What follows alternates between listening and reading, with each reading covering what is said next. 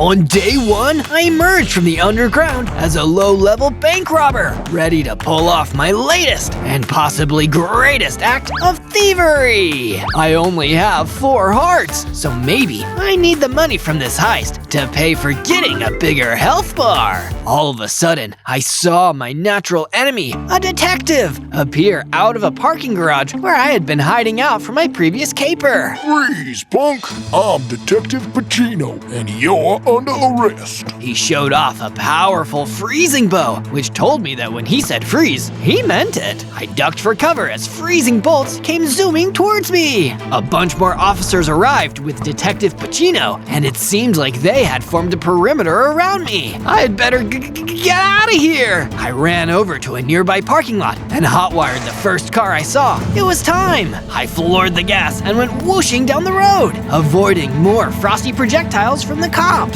Soon enough, I was out of range and was able to cruise down the road with a bit less of a frantic pace. Oh boy, this much attention already. I need to make sure all the prep work for my new robbery is smarter than ever. Nobody told me that a life of crime would test my brain so much. On the way to my safe house, I stopped at a roadside rest stop and spent the night. On day 2, I got away to my soon-to-be getaway and robbed enough materials from the nearby houses. I found some useful building materials in a chest and then broke into the display stands to get myself some stone tools. I was still missing a ranged weapon, so I did some more thievery and got my grubby hand on a super rad crossbow. Running from the fuzz had made my head pretty fuzzy and my stomach pretty rumbly. I could really go for a burglar burger right now. Where's some fiendish fries when you need them? Knowing I couldn't show my face in a public establishment, I had to settle for some lousy apples in the meantime. I wish these were golden apples instead. Those are worth their weight in, well, gold. Replenished, but a little disappointed. I started searching for a place to stay when I spotted an apartment building I liked and got to work on decorating one of the apartments. It was small, but secure, far enough away from any law-abiders looking for a wanted man like me. You know, it's nice to feel wanted, even if it is because I committed a federal crime. I left my base and hotwired a Vespa. I made some wheelies around the old town because kicking up the dust with my tires looked really cool. But then, an enemy of cool, an angry police officer, turned up. I should have known you'd be out here in the old streets, given the way you've deserted your moral compass. I don't need a compass to tell me where to go with my life choices. Eat my dusty entrails. I drove circles around the officer before taking off into the distance, movie-esque style. Hope you like them, donuts. You can't run from the law forever, criminal. Whoops, my engine revved over the cop's screams. On day 3, I went looking for one of my old partners in crime from a cool and detailed backstory. It looks like he retired to this peaceful neighborhood. Boring! I bet he'll be excited to go back to robbing banks instead. I walked up to a stately, yet tranquil manor house and knocked on the door. The unfamiliar voice of a guard answered. Who's there? It's me, Zozo, the bank robber. You're robbing us? That all depends on if you're a bank. I'm just kidding. I'm actually looking for a weaponsmith who is supposed to live around here. Have you seen him? Nice try. Like I tell you that Smith Weapon, the weaponsmith, lives here, and the only way to see him is to go through me, the guard of this house. But are you telling me that? You never should have come here. The guard approached and punched me in the face. It hurt, but I was a hardened criminal, so I responded to the violence with more violence. We brawled for a bit until I knocked him unconscious. My hearts were low though, so I went inside, searching for a way to restore my health. Hey, Smith, you in here? That's when I heard another voice, and this one was familiar. Zozo, you slick son of a zombie. It was Smith Weapon, the weaponsmith. What are you doing here? I'm about to do a big job, Smith, and law enforcement is already onto me, so I'll need some serious weapons to pull it off. I don't know. I'm retired now. But what about now? Shoot,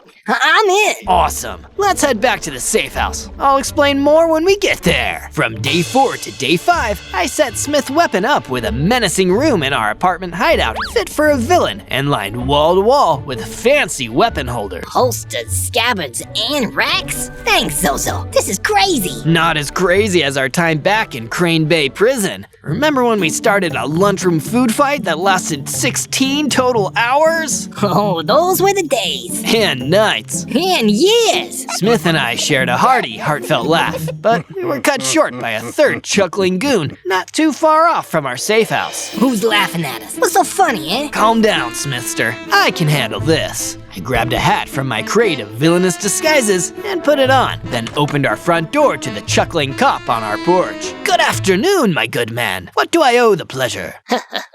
I was just laughing at how I'm about to turn your safe house into just a house, criminal. Hands where I can see 'em. My, how rude! I'm no criminal. I'm the richest man in all of the overworld. See all my totally legally acquired bags of money all over my house? I mean, you do have a hat, and in our police sketch, Zozo doesn't have one of those. Yes, no man can put on a hat this stylish in less than a day. Now get off my property, fiend, and give me those dual crossbows you have, or I'll sue you. I can afford 15 lawyers at once.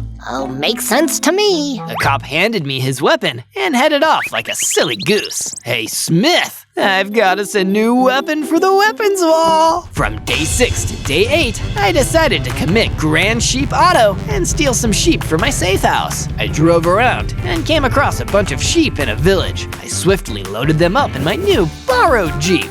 With all this wool, I'll be able to make so many wool caps to wear over my face. They'll never know who I am. But all good things must come to an end because my snatching of the sheep was witnessed by an anonymous caller who contacted Detective Pacino. Soon enough, the detective was on my tail as I hauled the bunch of sheep away. Zozo the bank robber, you've been suspected of stealing sheep from several farms throughout the local neighborhood. We're on to you.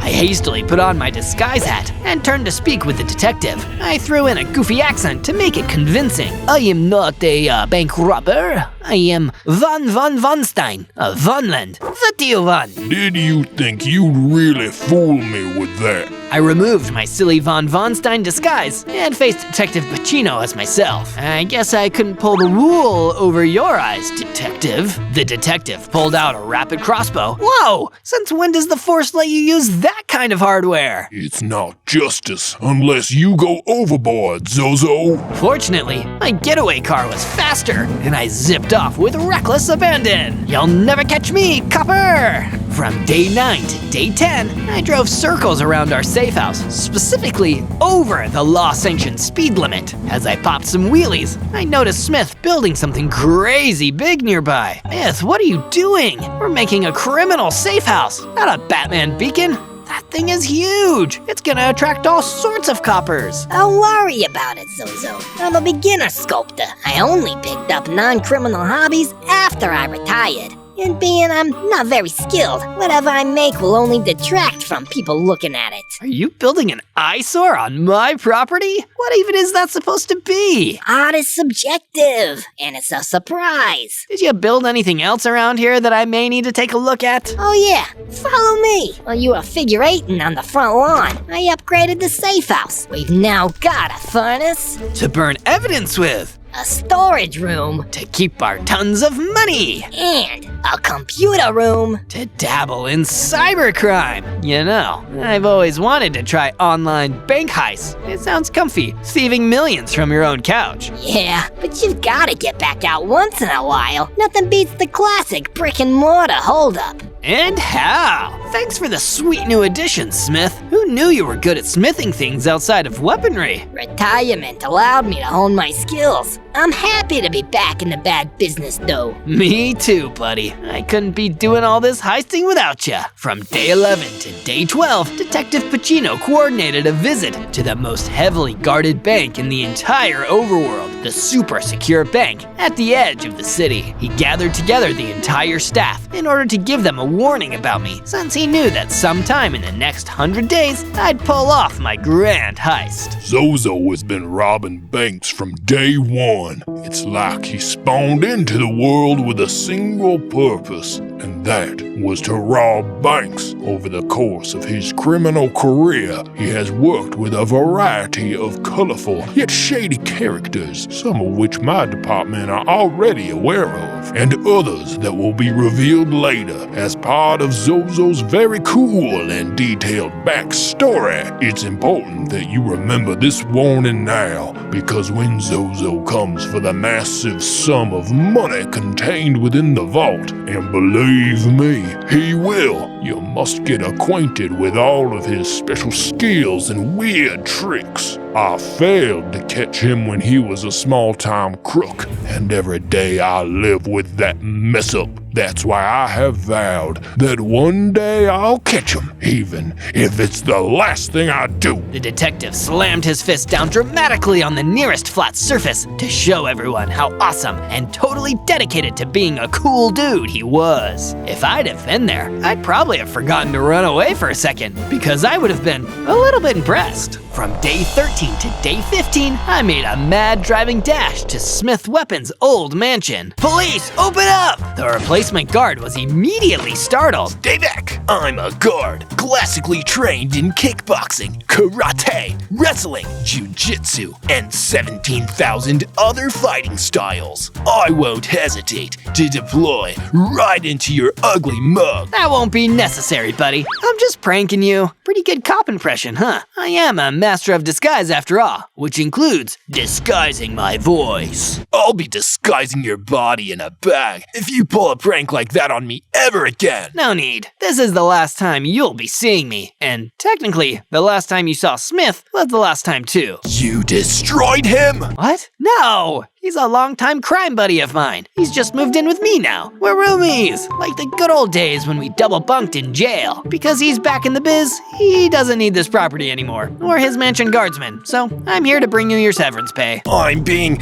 fired. Oh, I'll show you severance pay. You'll pay with your severed head. Smith's guard began to strike me silly, so I pulled out my pair of dual crossbows. There's like 50 gazillion bucks I'm offering you here, man. You'd never have to work another day in your life. I live to guard. Smith's new guard wasn't going down without a fight. Left with no choice, I took him out and gathered the emeralds I dropped on the ground during our battle. I may have almost lost my life, but I won't be losing any of my sweet, sweet cash. I did a little victory jump into the air, which was a lot higher than usual. Winning that battle must have given me a jump boost and 9 hearts to boot. Take that, law-abiders. I hop over rules like a crime kangaroo. From day 16 to day 19, I took a break taking stuff and making it mine so that I could mine stuff and take it from the mine. Sure, why not? I just say words sometimes. I had heard the idea of a criminal going underground before. This was about as literal as I could get with it. I was tunneling through stone in search of iron ore, which isn't as valuable as anything I could get from a bank vault, but it could definitely be used to get me a better pickaxe for mining. I sometimes wonder why so much of my life revolves around mining, and then I remember this is a Minecraft channel. But I wasn't the only one looking for iron ore down here in the pits. It seemed that a bunch of wandering traders had gone underground too, and didn't want anyone to muscle in on their territory. It was a good thing that I was so strong, and tons better at fighting than any of them, because I was able to absolutely wipe the mines with a lot of them. That'll teach you guys to get between me and material wealth. Shortly after, I came upon the iron ore vein. Those traders must have been keeping this to themselves, but now it was all mine. I mined a decent amount of ore and used it to get myself some boots and give my pickaxe that well-earned upgrade. Iron pickaxe for the win. I'm so cool. From day 20 to day 22, I was interrupted from my how-to cybercrime webinar by Smith Weapon, who was super distressed about something. Zozo,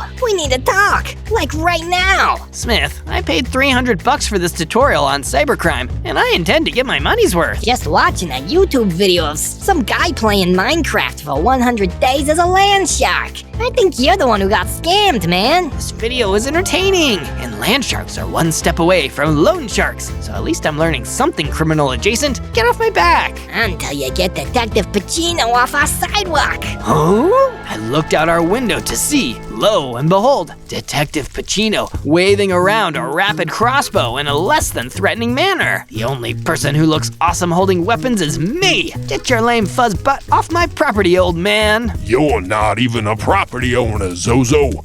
You just moved into this safe house without paying. Housing is a universal right. And in my book, so is detaining criminals. So let's do things the easy way. Come down from your porch and surrender yourself, or I'll come inside and eject you personally. With what warrant? Detective Pacino and I stared viscerally at each other in a dramatic, widescreen movie stalemate. You're getting old, Al. Your tricks are getting old. Ever thought about retiring? Not until you're behind bars. Then I guess you'll be chasing me to the grave. Not unless I bury you first. Pacino ominously walked off. Meeting his gaze only made me less afraid. He wasn't some otherworldly crime solver. He was only human, just like me. But unlike him, I intended to win this game of life. And maybe a game of Monopoly. I could use some extra cash. From day 23 to day 26, I received a package, specifically a chest, in the mail. How did someone get my address? I don't even have an actual address. The letter inside the chest read, "Heard about you on the news. Proud of what you've achieved. Congrats on the new car. Thought you could use a little gift from an old friend. See you soon. Signed, Big B." No way. Big Barbacoa, maker of disguise. I should have known. He was my old pal from the New York Correctional Center, a Broadway costume designer turned criminal. Every disguise I own, I owe it to him. Seems like there's something else in this box too. Better not be anything lethal. Last time I opened a package from him, I was almost burned to bits. Couldn't smell for weeks.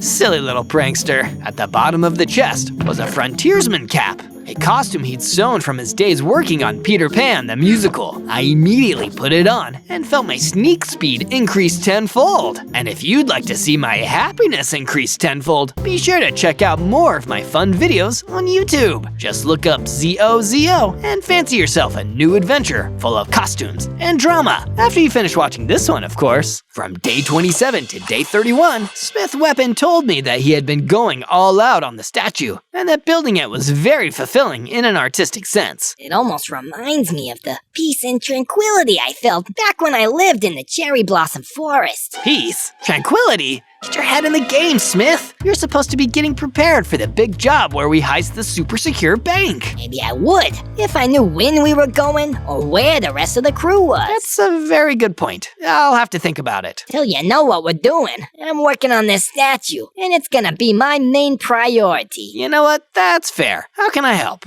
I could really use some exotic leaves. Nobody knows where to get any. In fact, I've never even heard of any. All right, elusive special material. Got it. I'll see what I can do. This was a job for the Jeep. In order to seek the unfindable, I had to travel to one of the most unlikely places I had ever known. The Oasis biome was exactly that. You know, peace and tranquility might not be so bad after all, though I do really need to get those exotic leaves. Out of the blue came one of the officers who had been on my tail since I spawned in. Stop right there, you scum. I'm going to put an end to your extra-legal hijinks with my crossbow bolts. It's a classic you break the rules, we break you thing. You officers sure do love to attack people out of nowhere. Though in my case, I am a robber, so it's probably fair. I drew my dual crossbows, and we proceeded to have a super incredible projectile duel. I won, of course, because I'm the best around, and nothing's ever gonna bring me down. Mess with the Zozo and get the crossbow, Zo. Yeah, well, time to get some of those exotic-looking leaves. From day 32 to day 35, while I was gathering more of the exotic leaves, I was confronted by another cop, Officer Dumbface, who was apparently partner in crime to the last policeman I just took out. His name wasn't actually Officer Dumbface, but I just thought he had a really dumb face. I circled Dumbface with my car, and because he didn't have a license, made him feel pretty bad about himself. Probably worse than he already felt because, again, I just destroyed his best friend. It didn't take Dumbface long before he collapsed, defeated, laying in the middle of my traffic circling. Never heard of a cop being defeated by too many donuts. From behind me, I heard congratulatory clapping, somehow louder than the engine of my car. I parked and turned around to see my old pal Big B in the flash. Told you I'd see you soon. Big B, my main man, how's life off the grid been treating you? Been great. Haven't changed this particular mascot in years. Being so far removed from the public, there's been no need. Met a partner, started a family. Met a kid. Not having to worry about disguises for myself, I was able to pour all my costume making skills into sewing my baby daughter princess gowns. I always knew you'd be a great father. I was, but if I can teach you anything, Zozo, it's that a life of crime follows you far after you've left. My baby's been kidnapped by a guy who thinks he's better than me. Since I left the biz, he practically stole my name. Guy under the alias of Bigger B. His costume skills are less than none. You've taught me so much about the crime life, Big B. I'd be a fool not to help you. Leave it to me. We'll have your daughter back quicker than you can sew another gown. From day 36 to day 39, I still owed my buddy Barbacoa a solid. If I could rescue his baby, then he might be able to lend his Master of Disguise skills to my heist team. Of course, first I need to find where Bigger B took the baby. Where would I live if I were an unstable blue ogre who kidnaps people? A swamp? It turned out that the city back alley harbor was the ideal place to look, obviously. Before long, I managed to find a suspicious shack that could only be the safe house of another criminal. I used my speedy stealth ability to skulk around the base and eavesdrop on what was going on inside. Sure enough, I heard Bigger B, the blue ogre, talking very loudly about his true motives. Now that I have his daughter, Big B Barbacoa will have to join my crew. Then we'll rob the super secure bank together as two different sized guys with the same letter at the start of our name. I could hear Big B's baby daughter as well. She was being held captive right there on the base. You might be bigger than my dad, but you're not tougher than him. And he has friends too, unlike you. I don't need friends. I'm really, really big. And he was. Too big for me to take on in a straightforward fight. I would need to come up with a plan to take him by surprise. What if I surprise him with my crossbow? Doesn't matter how big he is if I blast him with a ton of projectiles. From day 40 to day 43, I decided it was best to get some high ground as I sneakily sped around the harbor, aided by my frontiersman cap, and begin my onslaught of bow and arrow bombardment. I super jumped high into the air with every shot, making sure to keep Big B's tiny baby out of my line of fire. It wasn't long before Bigger B, the blue ogre, succumbed to my reign of terror. Yeah, that's right. The only swamp-dwelling ogres I love are green. I enter scenes to Smash Mouth music, non-diegetically. I swooped Big B's baby up into my arms. Oh no, I'm not being kidnapped again, am I? Well, technically, yes, because you're a kid and I'm napping you, but I'm bringing you back to your dad, so I think this time it's ethically sound. I led Baby B back to Big B, who gratefully embraced her in a hug. I'm so sorry for letting you out of my sight, sweetheart. It's okay, Dad. I'm the one who crawled away for no particular reason, other than to create a bit of narrative drama. My little theater kid, I'm so proud of you. Speaking of good storytelling, it'd be great if you could join my team of criminals, Big B. Big sum we're targeting at Super Secure Bank could support your family for generations. I appreciate the offer, Zozo, but I think I've had enough action for a while. I have a daughter to keep safe. I can't let her suffer the same fate my wife did. Oh, Big B, I'm so sorry. It's the casualty of the X-profession. I've been trying to make peace with it. Speaking of, my actress wife used to get tons of odd things thrown on the stage during curtain. Take these extra exotic leaves. She would have wanted you to have it. Oh, this is so much more useful than a bouquet. Thanks, Big B. Anytime. Be safe out there, Zozo. I may not like the spotlight anymore, but if you ever need anything behind the scenes, I'm your old man. From day 44 to day 49, I had managed to bring back the borderline unheard of exotic leaves and given it to Smith Weapon, the weaponsmith. Thanks, Zozo. Now I can continue to find peace in my work on the statue. Well, don't find too much peace.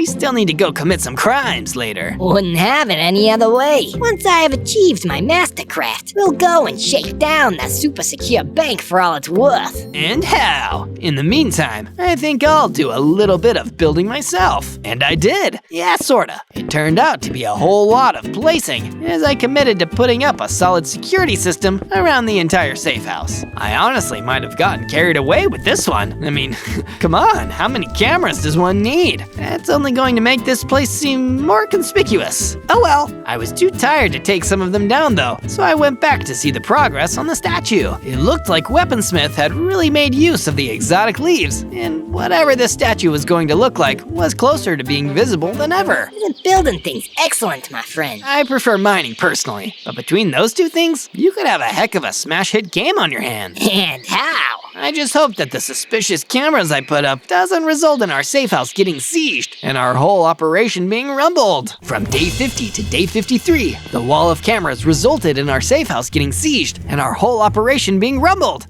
Go figure. I'm deploying a whole SWAT team on you now, Zozo. Yeah, and I'll swat you away like the pest you are. Detective Pacino and I bounced back with witty quips, which in retrospect was a huge mistake. I was too occupied in being a quotable main character that not only was our entire safe house turned into an unsafe cop city, but Smith Weapon had been unlawfully detained. You can't arrest me. You have no grounds. This entire ground is grounds to arrest you. I mean, have you seen this place? A room full of weapons for video games. An entire computer room for playing those video games. You have the right, and you really should remain silent right now. You're giving me a headache. The officer pushed poor Smith Weapon off the balcony, stole my car, and violently dragged my friend behind the car. By the time I realized what was going on, he was already gone. Smith Weapon! No, no! You can't do this! You're all weapons! Evil! I deployed my dual crossbow. Heartless! I readied myself. Weapons! In a fiery rage, I unleashed a wave of arrows into the officers surrounding my base. I was able to take out the majority, but not the ones who stole my best friend away. Watching Detective Pacino metaphorically rip Smith Weapon from my hands was utterly devastating. I was so upset, I leveled up.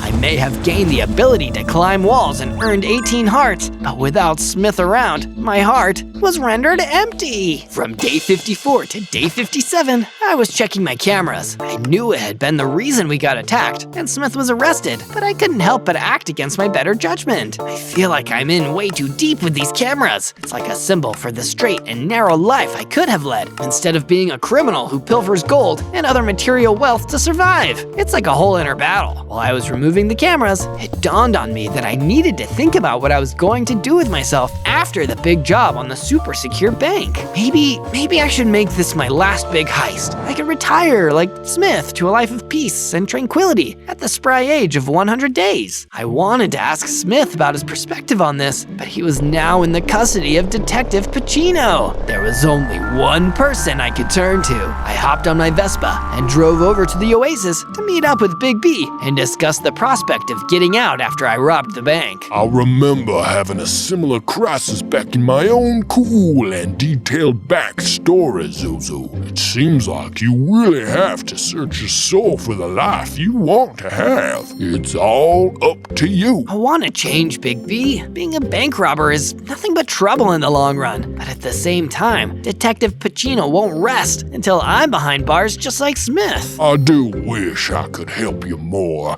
but this is a trial you're going to have to conquer yourself. But just remember, Zozo, you can truly be anyone. That's my wisdom as a master of disguise. From day 58 to day 62, I drove down to the mines. This time, a bit slower than the posted speed limit. An action still reprehensible by law. I was still engaging in a criminal-like action, but it was nice to stop and smell the roses for a change. And by roses, I mean stalactites, because it was a cavern. I need a more sustainable form of income. what better way to do that than by mining for the world's most valuable stone, diamond? As I explored the caves on my Vespa, I was attacked by a group of dread knights. They clearly didn't realize I was going through a moment of internal retrospection, so I brawled them for a while. At some point, I was getting overwhelmed, so I used my Vespa to get some distance. Turns out, getting some speed on a Vespa and swinging my sword is really effective in defeating the knights. Diamonds, diamonds, and more diamonds. I'm gonna be stinking rich. I'm gonna be... Wait, Zozo, this life isn't about money. It's about enjoying the little things, treating yourself from time to time, I think. And I think I'm gonna make myself something for me, like Smith always used to do. The mines were called the mines for a reason, and so I decided to take some me time, all by myself. Wanting to pursue a hobby of my own, I peacefully crafted myself a diamond pickaxe. Smith was right. It's nice to not always destroy. Sometimes it feels good to create. From day 63 to day 66, I went to stand beneath Smith Weapon's now completed statue. Knowing him, I imagined it would be a giant crossbow or something, but it was actually something that was a lot more subdued. Smith had built a beautiful and fully accurate statue of one of the cherry blossom trees from the cherry blossom forest. In every block, I could feel the peace and tranquility that he had been able to find for himself. Apart from all the material spent building it, the meaning of the statue was something that money couldn't buy. I never should have dragged Smith back into this. He was out and I pulled him back in. I have to make things right by going to save him. I'll bail him out with the money that I get from the ultimate heist. Is that allowed? Will that work? I don't really know. But what I do know is that you will have something money can't buy if you like this video and subscribe to the channel. I'm going to go on a whole lot more adventures after I get done robbing this bank, so stay tuned for that and let me know what you want me to be next. Maybe not 100 more days as a bank robber though. I think I'm out. After this one last hurrah, that is. From day 67 to day 70, I rode up to the super secure bank. I knew it wasn't called the super secure bank for nothing, so instead of barraging my way through the front doors, I decided I'd take more of a stealthy approach. I wall climbed up the side of the bank and in ultimate heist style, removed a ceiling panel, swiftly dropping down into the air vents. Down on my knees, I crawled around, making sure not to step on any booby traps. Man, it's so dark in here. They really must not want anyone's grubby fingers and their massive stash of cash. I crawled some more when the vents suddenly turned down and I fell into an abandoned room. I squinted and looked around, hoping to catch any signs leading to dollar signs. There were nothing but abandoned tables, cobwebs, and pressure plates scattered around the floors. Oh boy, one wrong move and I could be turned to ash or ice or experience some high-budget death scene a popular heist movie would have. There were far too many plates along the floor. Tiptoeing tenderly, I decided it would be in my best interest to jump back up to the ceiling, walking along it Spider-Man style. Popping my cap back on, I used my stealthy speed to wander down the hall, soon hearing the voices of officers below me. Think he'll really come? With the amount of money we promised would be here? Absolutely! This place is like a criminal magnet. Little do they know, they're just stupid, mindless bugs. And this super secure bank is one big sheet of fly paper. From day 71 to day 74, I had now slipped past the perimeter of cops and was deep inside the oddly maze-like depths of the super secure bank. Weird, there are no tellers around at all. Thought for sure I'd at least see an ATM machine. Or wait, doesn't the M stand for machine? Shouldn't I be saying AT machine? Interrupting my stunning discoveries of how words work, a guard flipped into view and proceeded to hit me with a running tackle. Forget AT machines. I'm a fighting machine. Ready to give in to the long battle-hardened truncheon of the law? No way! I'm in the middle of a bank robbery. You can't take me to prison. You fool. You don't understand. You're already in a prison. The super secure bank was a ruse from the start. This is a super secure, super duper max for criminals like you. The only vault here is the cell we put your friend in, and you're about to become his cellmate. Wait, so it was all a lie? A fake bank? Who comes up with this stuff? It was all Detective Pacino's idea. He knew that the most prolific bank robber in the world, could never resist trying to do the ultimate heist. And like a fly in a Venus flytrap, you have succumbed to his trickery. All right, I get it. Jeez, the main thing I got from all of that was that my friend Smith is here. I'm going to save him, and we're gonna walk away from this for good. You'll never catch us. Well, maybe I won't, but the detective will. And the thought of that almost makes it worth knowing you're going to knock me out with one punch. I swung with all my might, and sure enough, the guard was right. He fell unconscious. What a lightweight. Now, to save Smith. Before I left, I looted an exploding crossbow off the guard. He won't miss this. Wait, yes he will. From day 75 to day 78, I crouched past the pressure plates and then sped through the super secure prison's dark corridors, hopping, jumping, and dodging every trap that stood in my way. I even had to disable some wire traps. Ouch! Why are there so many lethal traps in here? This is basically premeditated murder. You guys should be charged with far more crimes than me. I followed the sound of a lonesome harmonica, the solemn tune leading me to a far-off room and straight to Smith's weapon. I'd recognize that tune anywhere. It's the song you played on the first day we met. Didn't call me jailbird back in Alcatraz Correctional Facility for nothing. Tweeting tunes and singing songs. Smith, how I've missed you. Missed you too, buddy. Now let's get out of here. Detective Pacino's been expecting you, and I'm worried you've already been spotted. I managed to pick the lock of Smith's cell with one of my arrowheads, aided by a lone small branch from Smith's old cherry blossom tree. Breaking me out with one of my branches. How poignant. Your statue really made me reflect. I may have come here for the money, but I planned on using it to bail you out, not for ultra-criminal bragging purposes. Spawning my car, me and Smith hopped into the vehicle and sped past Detective Pacino. He looked like a deer in the headlights. From day 79 to day 84, I drove away from the super secure Supermax in my getaway car without knowing that Detective Pacino still held a secret trump card. You'll be back, Zozo. You won't be able to resist the temptation of the entire fortune that lies in an even more secure banking facility underneath this decoy bank. It contains all of the money that I have won from my many years of bringing criminals to justice. And without the security key, his next attempt is doomed to failure. At long last, I will have my revenge and arrest this bank robber. Sure, I had to go a little off the books for this, but that suits me just fine. Pacino transformed from an upstanding paragon of the law to a terrifying force of vengeance disguised as justice. That's not a metaphor, by the way. He did grow humongous and get a bigger number of hearts. No fair. How come breaking the law has never given me an all-powerful bad guy form? From day 85 to day 89, Smith and I sped 17 times over the posted speed limit and arrived back at our safe house. I know you said that was your last heist, but you don't understand, Zozo. If we don't stop Pacino now, he'll just keep scheming and scheming. And with all that pent-up rage, turn into a bigger criminal than we were. Then what do you suggest we do?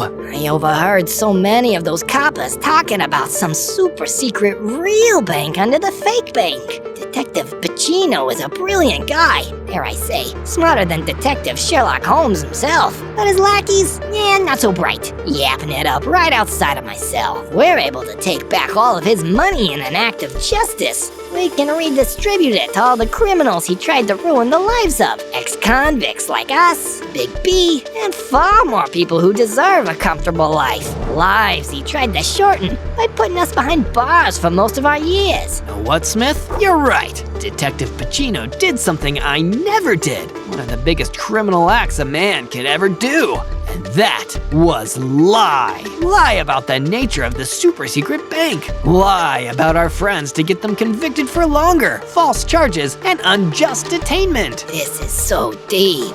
I don't actually know what I'm saying. Driving that fast made me want to throw up, so I think I'm just speaking in word vomit. Anyways, how do we get back down to that bank? Like any good heist, we're gonna need to snatch a key, thanks to Bigger B's little brain. I know exactly where you can find it. From day 90 to day 94, I drove down to the docks in order to search the docks for the security key. If he really did steal it for his own planned heist, I can use that as an opportunity to get my hands on it. That's when I saw that the area was swarming with police officers. They were snooping around on the outside of the house and within. Detective Pacino must have sent them. Good thing I'm an expert at stealth by now. I used my frontiersman cap to move from cover to cover, always keeping out of sight with the fuzz. Before long, I was inside the docks and searching through what was left of Bigger B's ill-gotten gains for the security key. I were a big blue ogre. Where would I keep a stolen security key? Naturally, I found it in the last place I'd looked, because there's no reason to keep looking if I found it. On the way out, a couple of cops spotted me, but I hotwired a nearby van and drove off at top speed. They tried to chase me down, but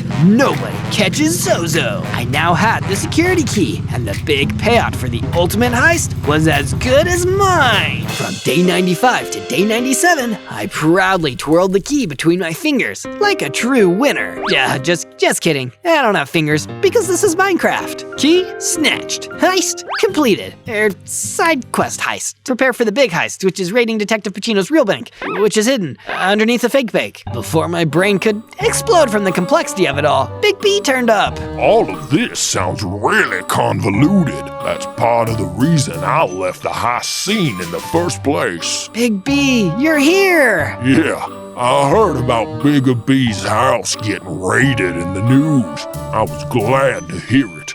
I've always hated that guy. For once, justice really was served. Anyways, I thought you were out of the crime business. So why are you here? I'm like a police magnet. You've been close to getting caught multiple times, and I was getting worried. I brought you this, a potion of invisibility. It's the ultimate disguise. So good, your enemies won't even be able to see you. Gee, thanks, Big B. It really means a lot to me that you care. You know, in all my years of working alongside you, teaching you everything I know, I've always seen you as a son of sorts. Oh, Big B, that's really sweet. Hey, speaking of you having kids, where's your daughter right now? Didn't you say you'd never let her out of your sight after the whole Bigger B sitch? I did say that, didn't I? Maybe I'm not such a great father. On day 98, I recited my foolproof heist plans to myself because I knew that I had to be in tip-top condition to pull off this job. I can't tell you about them though, because then they won't work out in a satisfying way. Best heists are total surprises, kinda like wishes that we hope come true. Speaking of wishes, I wish you would subscribe to the channel and show your support for my next adventure where I don't have to rob banks anymore. What if I did something peaceful, like 100 days as a tree? Nah, too boring. No, too boring. I kinda figured. On day 99, I hauled my one-man heist team back to the super secure bank in order to steal Detective Pacino's fortune from the vault beneath the prison. I drove my getaway car as far as I could before I left it behind and entered the front door of the bank. Detective Pacino was waiting for me inside, ready to use any means at his disposal to ensure my disposal. One way or another, bank robber Zozo, this feud between us ends today. Justice will be served, and it will be served cold. He fired his rapid crossbow at me, now souped up with the frost enchantment, and I knew exactly what he meant. I can't let him distract me. Gotta get to the vault. I activated the security key, giving myself the surge in hearts that was long overdue. I was maxed out at 100 hearts and could now smash through any wall in my path. Nothing could keep me from getting down to the lowest level of the bank. Not even the detective. He continued to chase me and fire his crossbow, but I drank my potion of invisibility and managed to outmaneuver him. I soon reached the vault, used the key to open the doors, and inside I saw the vast sums of gold and diamonds and emeralds, which were all mine for the taking. I loaded as much as I could into my inventory and tore through the walls until I was back at my car. No, this isn't over. You ruined my career and stole my money. Pacino shouted as he tried to chase me down in his big form. But unfortunately, his obsession with revenge had blinded him, and he fell into the ocean, never to return. I guess that's the way the cookie crumbles. Or the detective stumbles. On day 100, I was celebrating my win with the best partners in crime a bank robber could ask for. Big B and Smith weapon. I can't believe I actually pulled off the heist. I'll be able to be flush with cash for the rest of my days. And you couldn't have done it without us. What are you talking about? I did it without you. I did the whole heist by myself. He's right.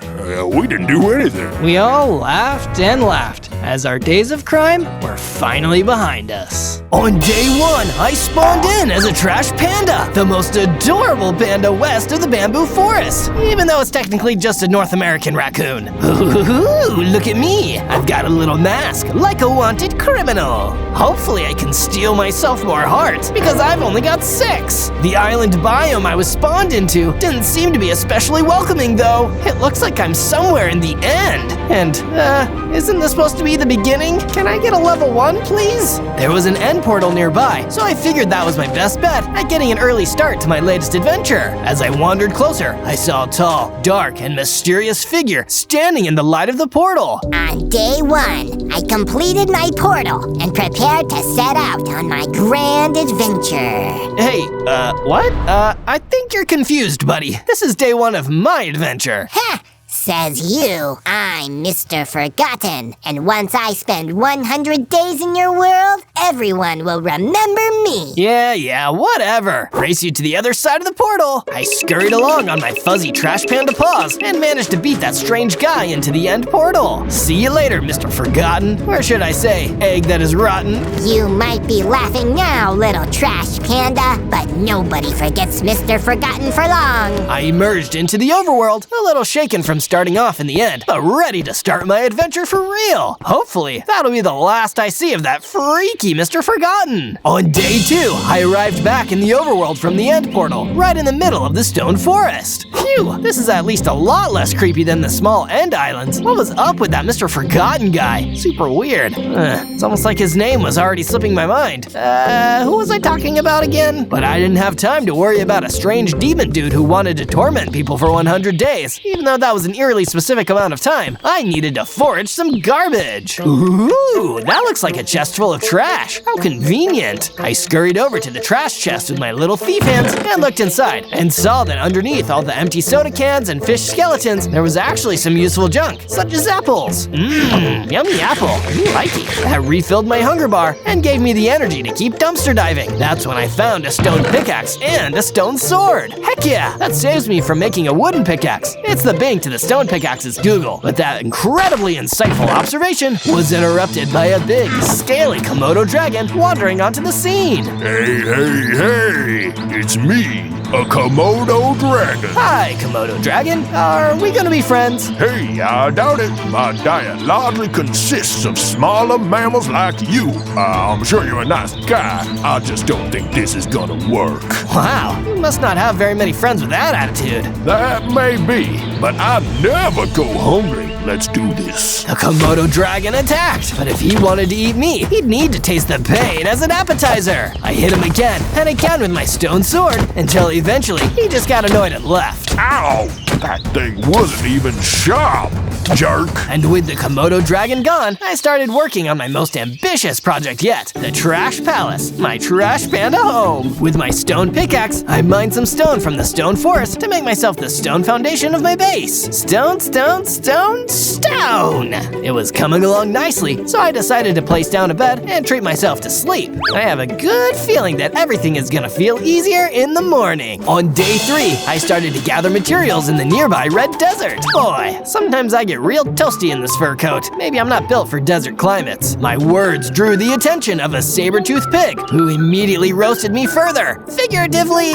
Hey, you trashy punk! Maybe if you could use mud to regulate your temperature like us pigs, desert wouldn't be such a problem for ya. But this is a desert. There is no mud. And you don't see me complaining, Come here, I'm gonna chop you with my saber teeth. He charged straight over and bit me, taking away all of my hearts except for one. I knew this was a fight I couldn't win, so I ran for cover. As I crouched behind the wall of sand and stone blocks, I noticed that one particular cube of it was kind of off. Hey, that's not nice. I'm doing my best. Oh, you can talk and have feelings. Sadly, I have so many feelings, and I'll never stop talking about them. You make my life sound great by comparison. Do you want to live with me at the Trash Palace? Sure, I might as well live in a palace of trash. We made our way back home, taking care to avoid the saber-toothed pig until another day. Some mobs are better off avoided. From day 4 to day 5, I went back to my Trash Palace in the stone forest with the Mimikyu in tow. Oh, mate, I just feel so sad right now. You wouldn't believe it. Just so many bad things happened to me. Thank you for sharing that, Mimikyu. We arrived back at the base, and I started work on the actual base. It's a base fit for a panda, even though I am actually a raccoon. I made a nice room for myself and my boy Mimikyu as well. Just make it small and dark,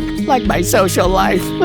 You really know how to lighten up a room, Mimikyu. He didn't respond to that. He just bounced into the room I made and started to cry. Just loud enough that I could hear. Hey, I think he's gonna make this adventure really fun. But someone who made the adventure not so fun was that doofy Komodo dragon from earlier, who came back angrier and more annoying than ever. Yoinky sploinky, it's me, the Komodo dragon. I'ma eat ya. Not if I have anything to say about it. I don't want to hear what you have to say. I just want to chew you in a fatal fashion. Ironically, I didn't say anything. I just whacked him with my stone sword until he was no more. Phew, that was a tough battle, but at least I'll never see him again. And that's when I realized that he dropped something, a coal sword. Wait, this sword can create a temporary blindness effect that could be useful in my trash hunting journey. From day 6 to day 8, I was wrangling kangaroos because life is an outback and I'm gonna eat it like steak. What? I lassoed a big one and began to take it back to my newly constructed kangaroo corral. But then, a mysterious and vaguely familiar humanoid approached me. We meet again, Panda Boy. May I express how nice it is to have a recurring adversary in this adventure.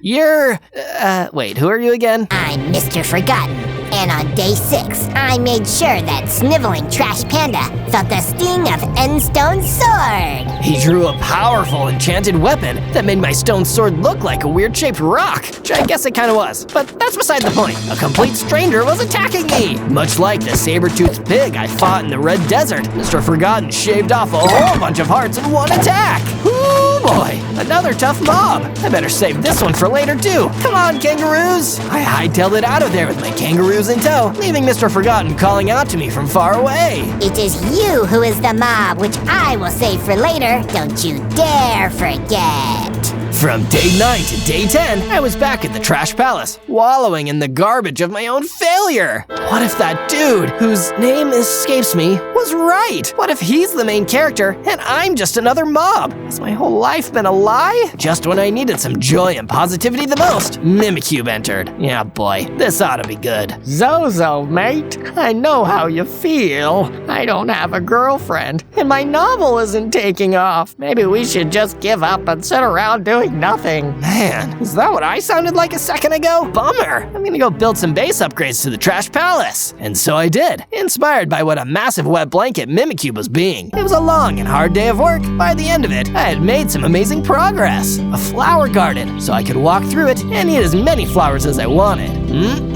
Flowers! I love flowers. A pond, so I could swim through it and eat as many fish as I wanted. Fish! I love fish. I went inside and saw that Mimikyu had built a furnace.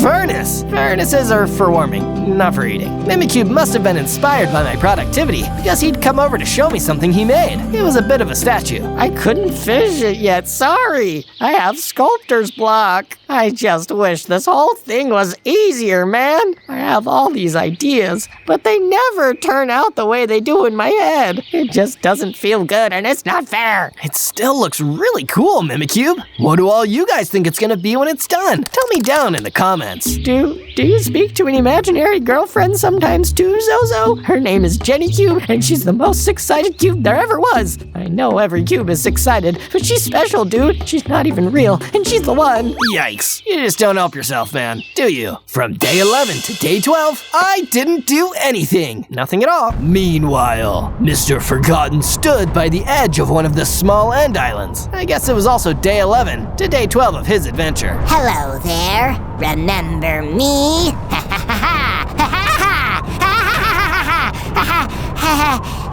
He laughed for a bit until he started to get sad. Well, if you don't remember, I'm Mr. Forgotten, and I'm the real hero of this video. But I wasn't always so cool and handsome. Actually, I was, but even cool and handsome adventurers have sad backstories. It's more common than you think. You see, hundreds of days ago, I spawned into this world in order to tell my story.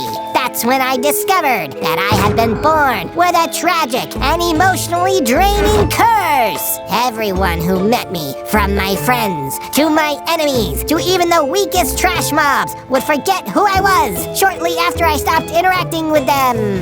No matter what I did, there was no way to form lasting bonds with the people of the overworld. So I constructed a portal to the end and made my home here. And I became strong. Now it doesn't matter if there's no way to break the curse, because I'll leave a permanent mark on this story when I break the overworld itself.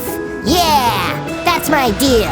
I'm Mr. Forgotten. Yeah, not like you'll remember it though. From day 13 to day 15, because I'm a generally extremely vindictive and vengeful person, I returned to the Red Desert with conquest on my mind. I need to defeat the saber-toothed pig, who I think might be the big evil boss of this world. I found him with my coal sword at the ready. Hey, I'm the pig. I've got big teeth. That was my thing, right? Don't confound me with your logics, pig. I have come to battle. With my coal sword, I struck at the pig, blinding him. I then proceeded to win this incredibly unfair fight, turning that nasty little piggy into bacon. I did it! I defeated my greatest enemy! This gave me enough XP to level up, getting bigger, stronger, having 14 hearts, and a new power, warp. So I can warp and blind people. This is a powerful stealth build. From day 16 to day 19, I went deep into the caves and was confronted by an even greater enemy, the greatest enemy I had ever seen since the last one. She was half wolf and half woman, and 100% the boss of this world. You'll never get away with whatever you're gonna do, wolf woman. I, Zozo, the trash panda, say nay! Like the totally evil beast that she was, Wolf Woman descended upon me with her wolf claws and her woman's sword. By using my coal sword, I blinded her and proceeded to warp. My winning strategy that I've spent my whole journey preparing to use. Ooh yeah, I'm optimized. After a difficult battle, I defeated the Wolf Woman. You know, for an arch enemy, really didn't say much. Anything. God darn it. Might as well get some iron, I guess. I dug into the now liberated cave, obtaining iron ore that could be used to craft an iron pickaxe and some armor. And then I crafted an iron pickaxe and said armor. From day 20 to day 22, I woke up and saw a mysterious person I'd never met before standing in my bedroom. Zozo! It's me, Mr. Forgotten! Mimicube is attacking the base! You need to do something! Oh no, not Mimicube! Thank you for telling me, Mr. Forgotten. I ran outside and saw Mimicube, just standing around, not really doing anything. Wait a second, Mimicube is my friend. Who is that other guy? Just as I'd figured out his cunning ruse, the total stranger who apparently called himself Mr. Forgotten attacked me from behind. Excellent! I finally got one over on Zozo, the villain of this world! I don't know who you are, buddy, but I'm definitely not the villain. Me and the stranger fought, my coal sword against his endstone sword, but thanks to his temporary blindness and my mad skills, he was soon on the retreat. I'll get you, Zozo, if it's the last thing I do! Who was that guy?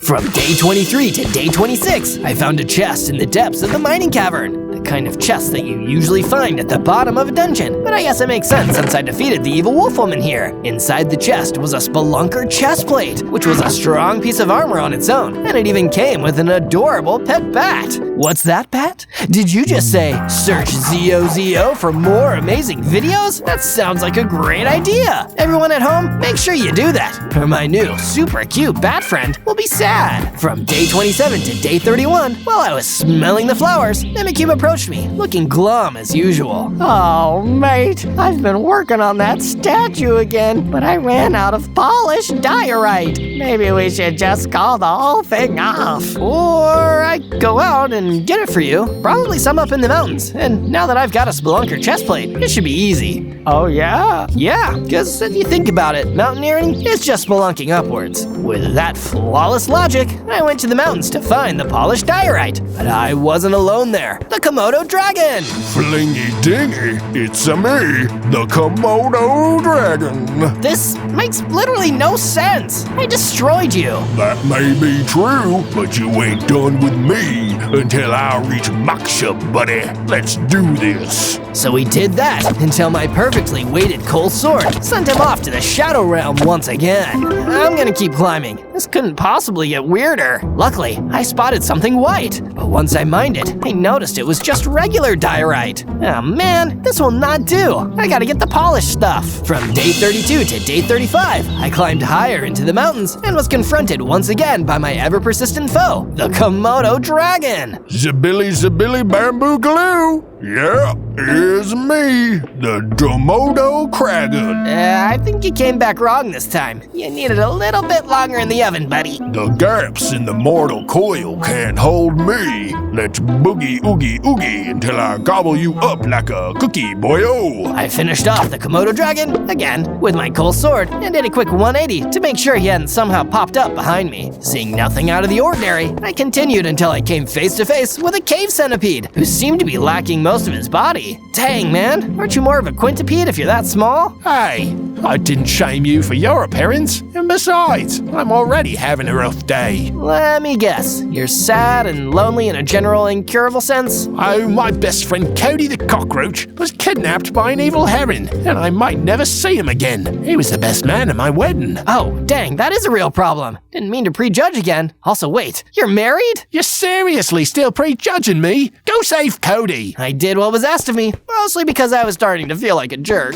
From day 36 to day 39, I found myself in the lair of the heron, which was inexplicably inside the End Highlands. I must have taken a wrong turn through an end portal. If I run into, someone I can't remember, that'd be crazy. I scanned the horizon for any sign of Cody, and after an arbitrary length of time, I noticed a building that looked very, hey, I think a heron lives there. I warped and snuck over to the window, and through it, I could see Cody the cockroach inside of a cage. Oh, Meron, it's me. I'm trapped and whatnot. The heron was standing by, looking menacing. You don't know how long I have dreamed of this moment. Today, I will get the worm and become the earliest bird. Mamma mia, why don't you just let me go? That's about as likely as my son doing anything worthwhile with his life. Not gonna happen, Buster. This hostage situation seemed really intense and kind of personal. I guess it's time to wait a bit before I do anything. 1 Mississippi, 2 Mississippi. All right, I'm going in. From day 40 to day 43, I scurried towards the building entrance and saw the iron cage that housed Cody.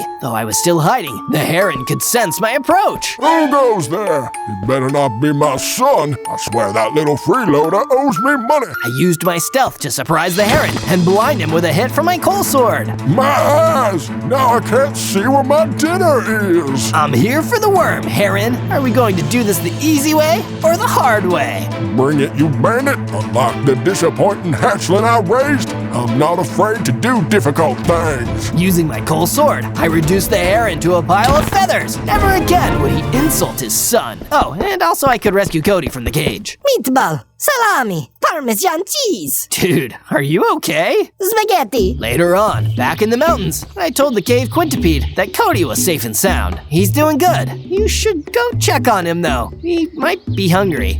You've been a big help. Here, take this polished diorite. I don't need it.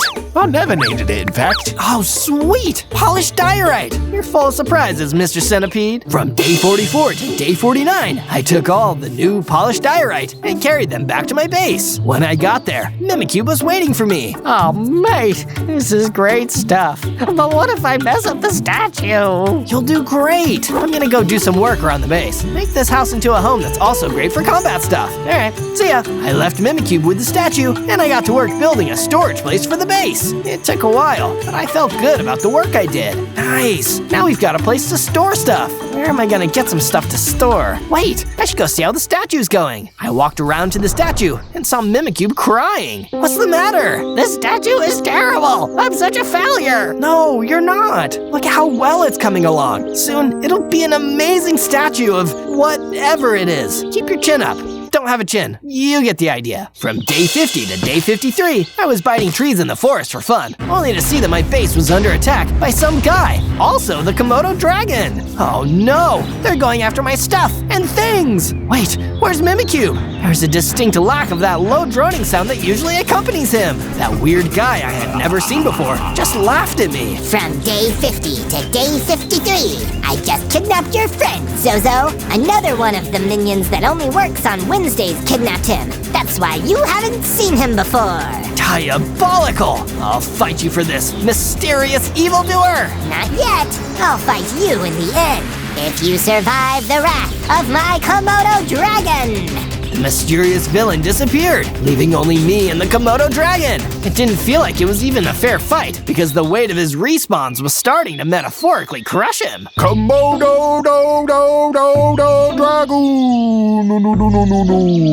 You okay there, buddy? He was not okay, and he was actually even less okay when I destroyed him with my sword. Mimikyu, I will save you! After saying that, something happened. I felt my power growing. I got bigger, stronger, grew to 32 total hearts, and got some sharp claws.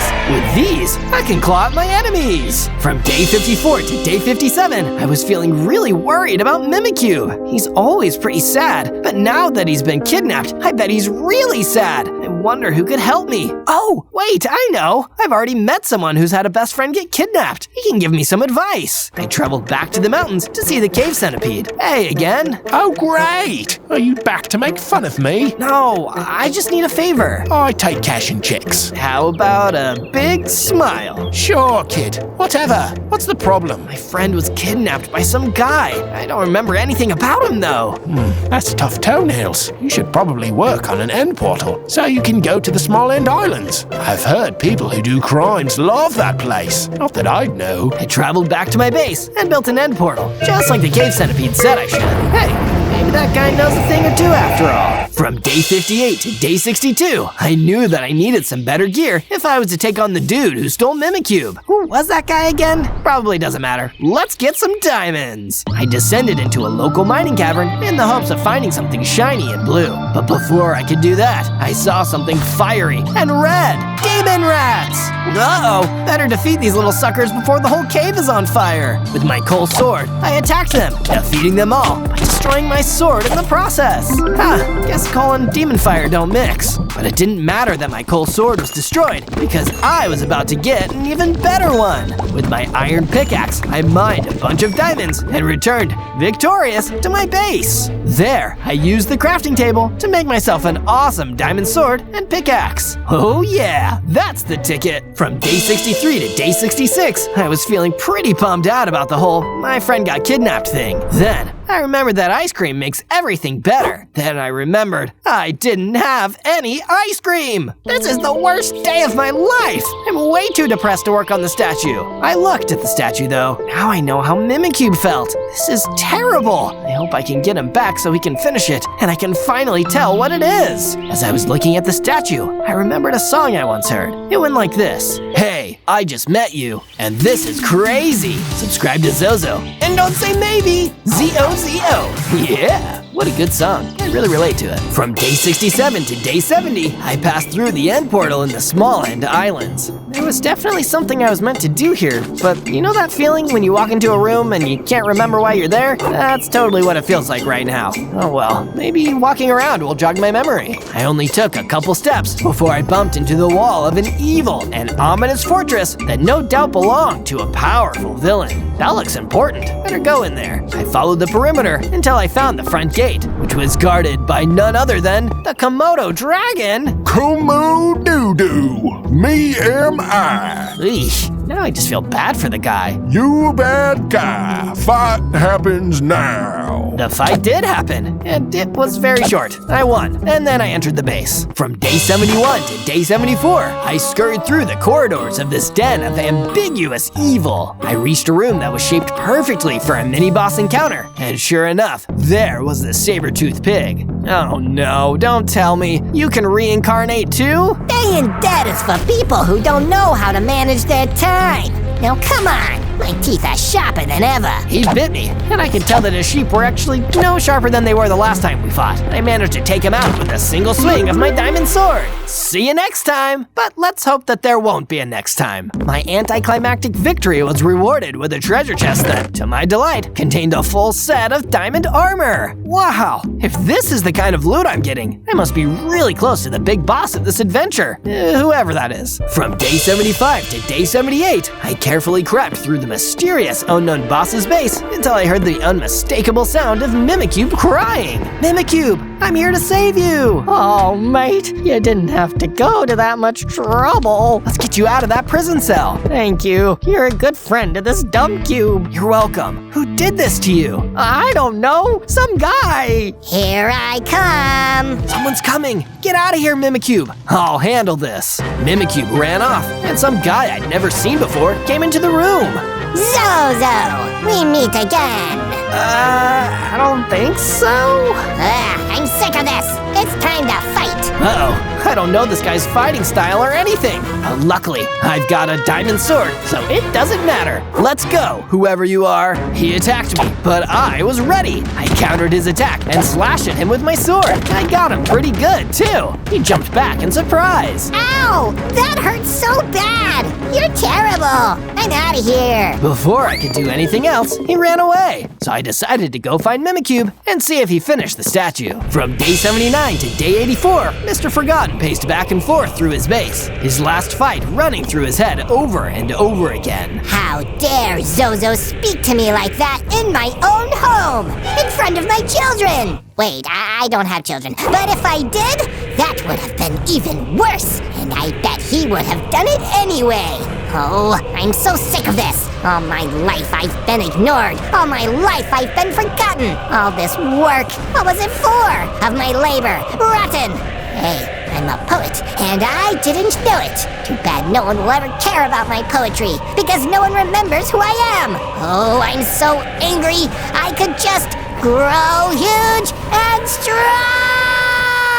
The force of Mr. Forgotten's anger was so great that it caused his body to grow, and he became huge and more powerful than ever before. Now that's more like it! No one can forget these muscles, and if they try, I'll beat them up. And I'll write a book about how cool and how strong and how tough I was. Everyone will read it, and they'll all remember my name. From day 85 to day 89, I came back to the Trash Palace, delighted to see that Mimikyu had settled back in. Trauma of the awful things that happened while I was captured will stay with me for a lifetime. Coming so close to my own demise has also given me a deeper and more meaningful perspective on life. Cool. Is the statue done? Oh yeah, it's right over there. I quickly moved past the complainer and went straight to the statue. It was astonishing. A giant, overflowing dumpster. It was so beautiful that it brought a tear to my eye. Mimikyu, this is your finest work. You are an artist beyond compare. Yeah, I guess it's okay. I also have something else for you, because you know what's even better than trash? What? A trash fire. Mimikyu gifted me a fire aspect enchantment, giving my diamond sword an awesome fiery power boost. Yes, using this, I'm gonna burn the evil guy to the ground, whoever he is. From day 90 to day 94, I was back in the End Highlands to seek the MacGuffin in the former lair of the heron. Who knew the heron was so close to a obtaining such absolute power. The MacGuffin that could save the overworld could only be found within the end. Who knows what anything is anyway? I may not know what terrible evil that I must defeat with the MacGuffin, but I know that I need it. I proceeded to climb the building and found the chest that I had come here for. Only one deadly foe stood in my way, the Komodo dragon. Oh no, not again. Visit Bandu, Zozo. It is I, the Komodo dragon. And in the same way, every Komodo dragon, my infinite spirit can see all of our meetings in these 100 days at once. This will be our first and final meeting, and it will be every meeting in between. I exist to be an obstacle, ever blocking your forward momentum, just as you are the eraser that removes me from that path. Only you could see from my perspective, Zozo, you would feel truly awakened. That's really weird. Let's fight. Even though his vocabulary had expanded, his stats were no match for me now that I had acquired my diamond gear. I cut him down with the skill and strength of a true panda warrior.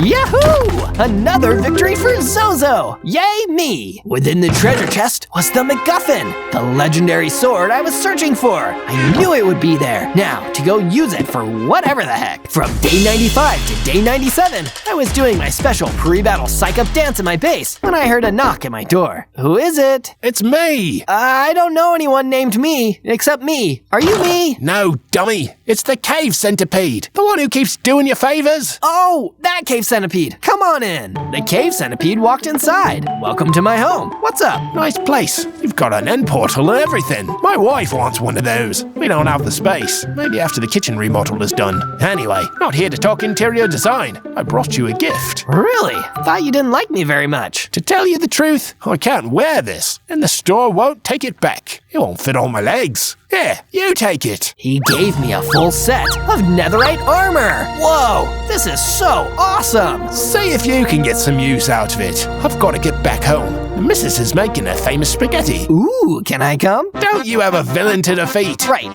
yeah, thanks. Bye. He left, and I tried on my new armor. It fits, and the color really brings out my eyes. This will definitely help me out in my final battle. On day 98, I was doing some warm-up parkour before I headed off to do the final battle. It's important to work on your cardio and stay limber, but you know what else? It's also important to watch Zozo videos with your besties. But what do you want to see us cover next? Who should I be in my next 100 days of adventure? Let me know down in the comments. On day 99, there were no more excuses. I gathered up my weapons and gear and stepped through the end portal we'd made at the base. I dropped into the small end islands, and some guy was waiting for me. Aha! Hello, Zozo. I knew you'd come to my base so that I could have my victorious final battle against you, villain that you are.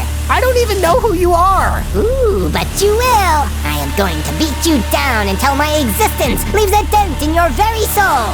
Then once you've remembered me, I'll destroy you so that the overworld will truly feel you are gone. But I won't be. I will be there, and all will know that the U-shaped hole in their lives is because of me. All have gotten my revenge. Do you hear me, villain? No more will I be Mr. Forgotten. I will be Mr. Gotten. Little did he know, I still had the MacGuffin, and it would give me the power I needed to defeat this guy, whoever he was. I absorbed the power of the MacGuffin and found myself getting bigger. I was no longer a trash panda. I was now a kung fu panda, like the hit DreamWorks film. Oh no, he's become a kung fu panda, like from the hit DreamWorks film. Skadoosh! And I've got a new power, Smash! The battle was on for now, as I battled relentlessly against the battling skills of my battle opponent. Little by little, I wore him down, until finally I used my Smash powers to destroy a section of the island beneath him, dropping him into the eternal darkness below. No! He was gone! On day 100, having finally defeated Mr. Forgotten and his evil ways, I returned to my base in the stone forest to see my dear friends Cave Centipede and Mimicube. I saw them one by one rather than together because it felt more personal that way. Congratulations, Zozo! You did it! I'm so proud of you. You did the thing and defeated the evil guy, even when nobody thought you could. Thanks, Mimicube. Then I spoke to Cave Centipede, and he said something similar. Now Mr. Forgotten really will be forgotten. Who? On day 1, I spawned in as a baby dragon. Whoa, I'm no ordinary dragon. I'm a warden dragon. I opened my mouth and shot out some dragon breath, then shot off a sonic boom. They were both pretty weak, but still cool. That's when I noticed a nearby ender dragon and warden. Hey, I have the same powers as you guys. You must be my parents. My mom and dad were excited to see me, and everything was happy. But suddenly, a big buff evil Steve came out of nowhere. What's this? A warden and a dragon combined? I already hate dragons, but a dragon combined with a warden is even worse. Run, Zozo. We'll hold him off. I wanted to help, but she was right. I was too weak. As I watched the battle, I saw that Buff Steve was able to destroy my dad. No, how can he be so powerful? Buff Steve then captured my mom. I had to hurry away. You get back over here, or your mom will never be free. Don't worry about me. Run to a portal and destroy it behind you. I listened to my mother like any good boy should, and ran away before Buff Steve could capture me. I ran into a nether portal to escape. On day 2, I came teleporting through a nether portal, landing in the overworld. I turned and shot off my sonic boom, destroying the portal behind me. I don't know how much time that buys me, but I have to get stronger to save my mom. If I was going to save my mom, I had to get the gear to do it. Using my claws, I began gathering up some nearby materials in order to build a base. I don't need anything fancy yet, I just need something that can keep me safe. Speaking of being safe, I was suddenly attacked by a bear. Get back! I have claws too!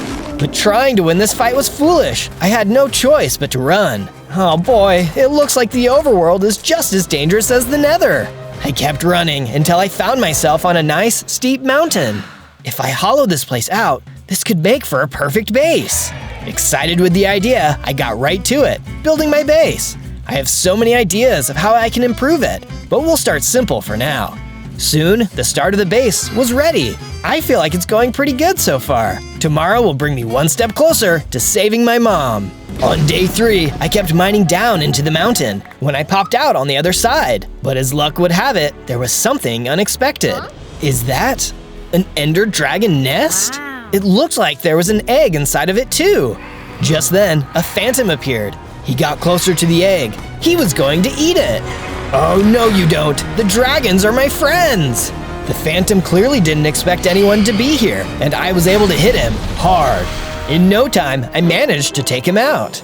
Finally, it feels good not to run away for once. And what's this? The phantom had dropped some phantom skin, which I picked up. With it gone, I was able to get really close to the egg. That's when I saw there was a note nearby.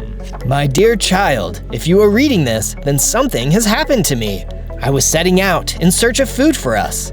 It is very likely that a powerful being called Steve may come after us. He collects powerful creatures like us dragons. Take care and stay safe. Oh no, it's not just me. Dragons everywhere are in trouble. It's not enough to just save my mom from Buff Steve. I'm going to have to defeat him. I quickly picked up the egg to take it back to my base. I could keep it safe there.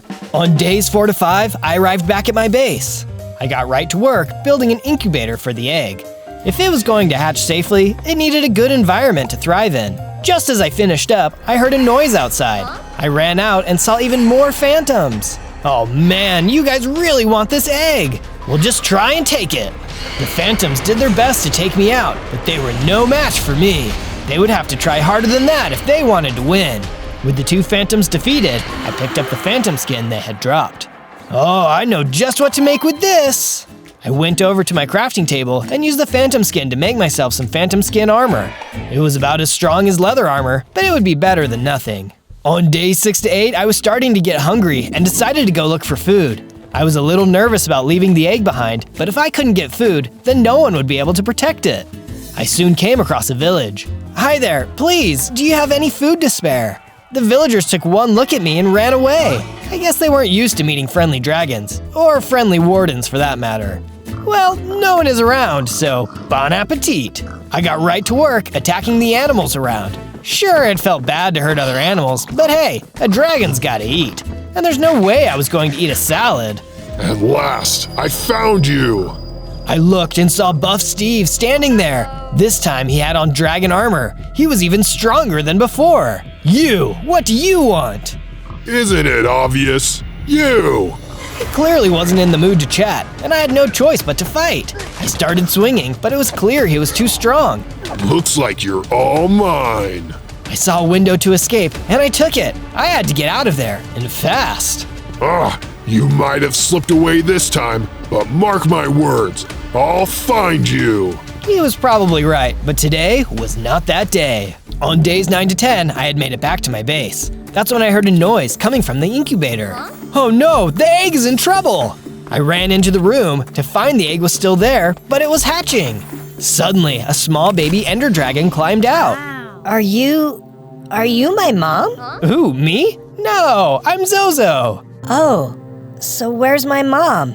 I'm not sure, but she left this note in your nest. It was there when I found you, and then I brought you here to keep you safe. The little dragon read the note. I guess being able to read was a gift us dragons get at birth. I see.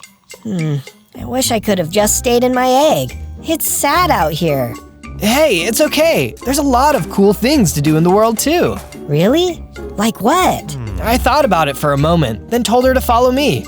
I instructed her to mine out a big room in the mountain because we were going to build a cool statue. I wanted to be sure we built it out of sight though, so Buff Steve wouldn't be able to find our base. The little dragon seemed to really enjoy the creative process and was much happier as we finished the first part. This is a good start, but do you have any guesses as to what it's going to be? I then got to work building her a room to stay in. I knew how hard it was to get your mom taken away from you, so I wanted to be sure she was happy and comfortable. Soon, her room was completed too. On days 11 to 12, the little dragon came out of her room to chat. Hey Zozo, what's my name? Oh, I guess you were born yesterday and could probably use one of those. How about Sivith? Sivith? Yeah, that sounds cool. Oh, and Zozo? Yeah, Sivith? I'm hungry. Oh, right. Hang tight. I'll get both of us something to eat. I went out into the land to try and find some crows to eat. After a bit of searching, I spotted a few. As I got closer though, I spotted a human nearby. Oh no, it's Steve! I went to run away when they called out to me. Wait, little dragon! That's when I realized it wasn't Buff Steve. I waited until they got a little closer. Hey, don't worry. I'm not here to hurt you like Steve. My name is Alex. What do you want? I want to help you. Steve and I used to be friends, but not anymore. What happened? Steve and I used to adventure together, along with our friend Brianna. One day we were exploring the Nether and came across the Nether Dragon. The dragon didn't mind us being there until Brianna decided to mess with the dragon's eggs. There's something magical about them, and Brianna got too close. The Nether Dragon destroyed her as the three of us tried to escape. I was sad, but Steve was angry. He vowed to take revenge on all dragons. He finds them and locks them away in his base as revenge. Through this, he has become stronger, but more evil, turning into what he is today. I feel like it's my responsibility to stop him. Thank you for sharing that with me. He captured my mom and my friend's mom. If we team up, we can stop him. Yes, I was thinking that as well. Although, I think it's important for me to keep searching for more dragons, so I can warn them about Steve. But here, take this horn. If you ever need to talk to me, you can use this. I took the horn and thanked her for her help. Maybe we could defeat him after all. On days 13 to 15, I continued looking for food as I thought about everything Alex had told me. Oh no, it's that bear again! I have to fight him off, otherwise I might not be able to find more food for days. I was stronger now, so I charged in to fight.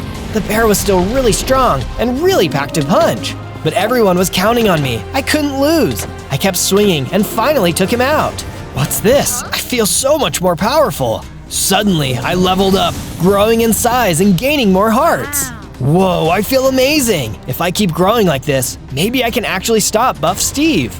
I quickly gathered up the chickens and started leading them back to the base. On days 16 through 19, I arrived back at the base with the chickens. I got right to work building a coop for them to live in. Once the coop was complete, I went over to Sivith to tell her about the chickens, and also Alex. This Alex sounds really nice, but I do have one question about everything you told me. What's that? Why are we eating eggs? Dragons come out of eggs too, so that seems kind of weird. Yeah, I don't know. It's different. Try not to think about it too much. I left Sivith to think about life and got to work building a mine. I might be able to grow in strength, but I can also build strength by making better armor and weapons. Speaking of which, I found some iron. Oh, perfect! I can finally get rid of my leather armor. This is great! Back in the base, I smelted down all of the iron, then used the iron to make myself a fresh set of armor and weapons. I'm feeling better already. On days 20 to 22, I woke up with a bad feeling in my stomach. I went to Sivith's room and saw she was missing. Sivith? Sivith, where are you? Just then, I heard another sound. It was the horn Alex had given me. She was calling me. I ran out of the base toward the sound. Maybe Alex knew what had happened to her. Soon, I saw Alex. What's going on? Zozo, I called for you as soon as I could. I caught sight of Steve. He was chasing a baby dragon. That's not your friend, right? I don't know. It might be. She wasn't in her room this morning. Oh no.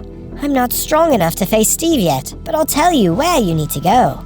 Alex explained where she saw them, and I hurried off. I soon got to the place Alex described and saw Steve was about to capture Sivith. I had to do something. Hold it right there, Steve. I jumped between the two of them. Out of my way. I hate dragons, and this one is no different. Wait, you're that warden dragon I saw earlier. You're the worst kind of dragon of all. Quick, Sivith, run! Steve wasn't paying attention, and Sivith was able to get away. Steve was then so distracted by her escaping that I was able to escape too. Hang on, you're not getting away this time. Steve chased after us, and I tried to knock him back while Sivith got away. He was still too strong, but I was able to get enough hits in to stop him from capturing us. Sivith managed to get away. Soon after, I was able to lose Steve in the trees. Sivith and I met back up, then hurried back to the base. On days 23 to 26, Sivith and I arrived back at the base. I was really worried about what had happened. I'm so sorry, Zozo. Are you mad at me? That depends. What happened? Did Steve find our base? No, I left to go and find more supplies to upgrade our stuff when Steve came out of nowhere and tried to grab me. So you don't need to be mad because he didn't find our base. I would have been worried if he found our base, but I'm mad that you left. You could have been captured and I would have never seen you again. I could tell Sivith felt really bad. Look, it's okay. I'm sorry for being mad. I know you were just trying to help, but right now it's too risky. Promise me you'll stay at the base from now on? Okay, I promise. But Zozo? Yeah? Before Steve popped out, I did see something interesting. I think you should go check it out. Sivith explained where I needed to go, and she was right. It did sound like a good place to go. Nice one, Sivith. I'll go take a look. After a bit, I arrived at the place she described. It was a large temple. I stepped inside and was immediately attacked by a bunch of husks. Oh, go drink some water, you dust heads. The husks did their best to bring me down, but I took them out first. After the last one had disappeared, I saw something interesting. Oh, and what might this be? I took a look and saw that there was a bone sword. Wow, this is cool. That's when I realized that the sword also gave me a special ability. Now I could spit spikes. Now that is awesome and mildly confusing. I tested it out, sending spikes shooting at the wall. As I hit the wall, murals started to appear. Just then, a mummy came out and attacked me. Oh, someone is jealous of my spit takes. I kept launching spit spikes at him, slowly wearing him down. He was not a fan, but it didn't matter because I had to survive this. Soon enough, he was gone. So what's up with these murals? I took a closer look and realized they told the story of an epic adventure. One you can watch if you search for my channel, Zozo, Z-O-Z-O. This is when I survived 100 days as Moses. You'll really like that one if you're liking this one so far. On days 27 to 31, I had left the temple and arrived back at the base. As I entered my base, I could barely recognize Sivith. She was now the same size as me. Wow, Sivith, you're even stronger now, and I know just the way to celebrate. Sivith and I headed out to do some more work on the statue. Sivith felt like a little sister to me, and I was happy to have someone on my side. Together we could do anything. We were finishing up the next part of the statue when Sivith had a thought of her own to share. This is looking good, but something isn't quite right. Feels like it could use a different material. I think you're right, and I know just what to get.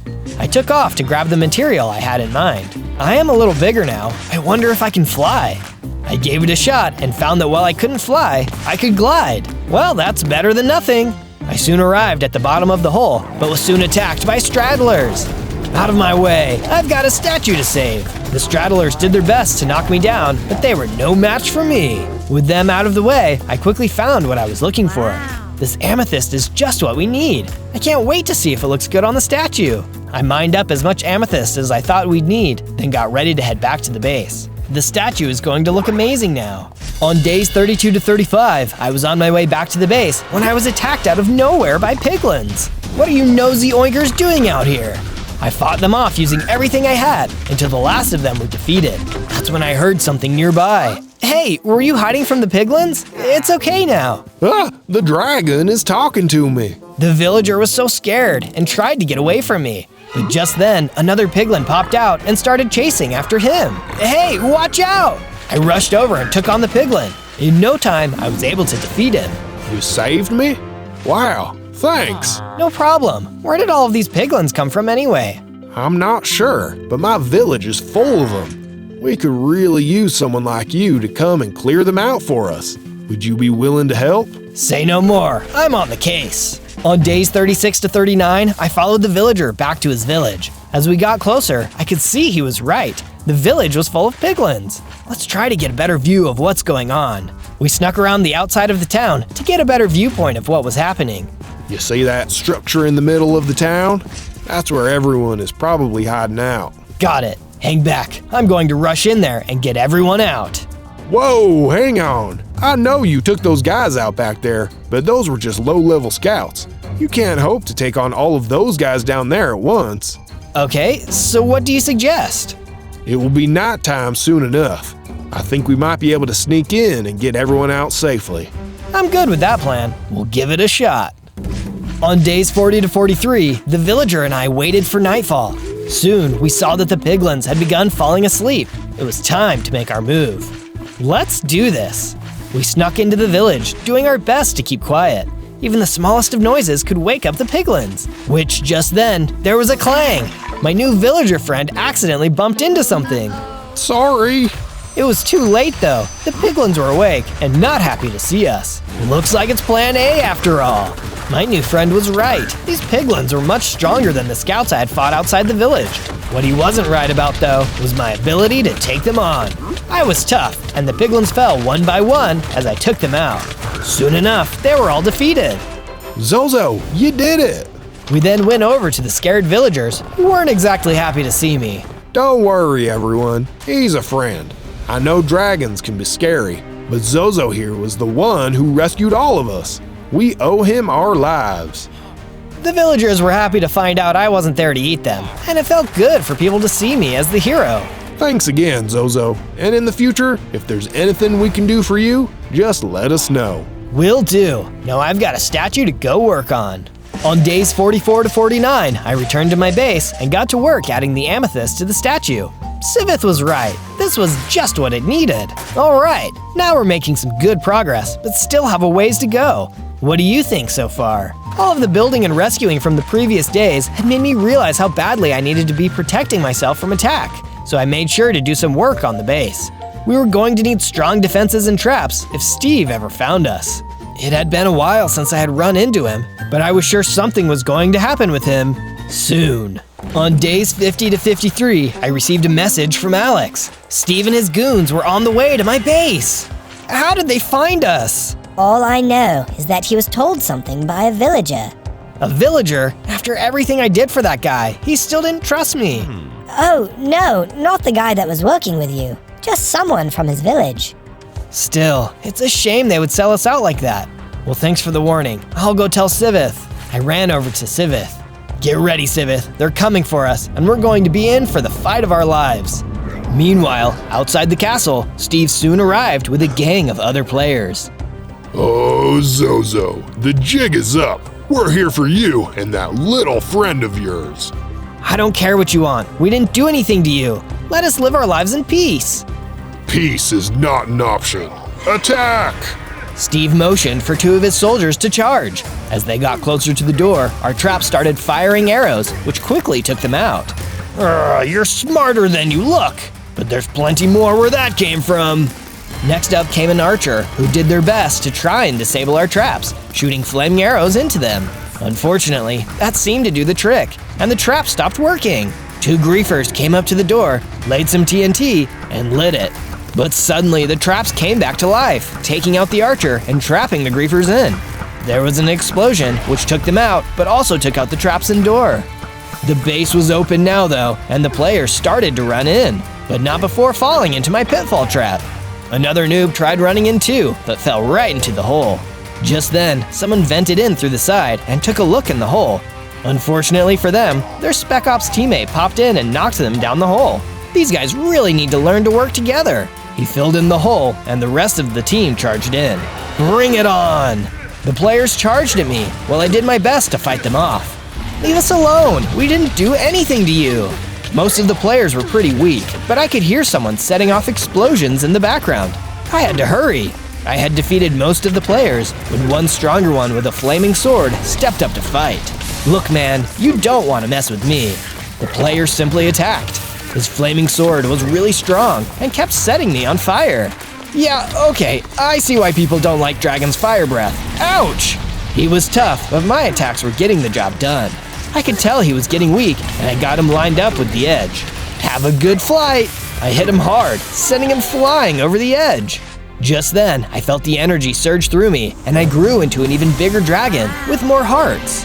Yes, I feel amazing! Just then, I heard Sivith let out a cry. She was in trouble. I looked and saw she had been captured by Steve. Ha ha ha! Say goodbye to your little friend. Steve ran out of the base with Sivith in chains. I've got to stop him! I ran out of the base, but 2 more of Steve's players were waiting for me. They weren't very strong, but they gave Steve enough time to get away. I knocked them out, but it was too late. Hang on, Sivith. I'll find you! On days 54 to 57, I got out the horn and gave Alex a call. She arrived soon after. Zozo, you look so sad. What's wrong? They got Sivith. I've never felt so hopeless. Do you know where they might be taking her? I'm sorry, Zozo. I really wish I could help, but I have no idea where they could be going. I could tell Alex felt really bad, and she offered me some raw beef to cheer me up. Look, we'll find her. In the meantime, let's get this place fixed up. You won't be of any use to Sivith if they come back and capture you too. I agreed, and Alex and I got to work repairing the base. We had soon finished up the repairs, but I was still feeling a little bit down. One thing that I thought might help though was working on the statue. Alex offered to help on that as well, which made me grateful to have a friend in her. I was so worried about myself and my problems, I hadn't really thought much about what Alex was going through. Thanks for all of your help, Alex. I know you're going through a lot too, so it means a lot you are willing to help me. Anytime, Zozo. Now take care. I've got some things to take care of. I said goodbye and got ready for bed. Tomorrow I would figure out what I needed to do to save Sivith.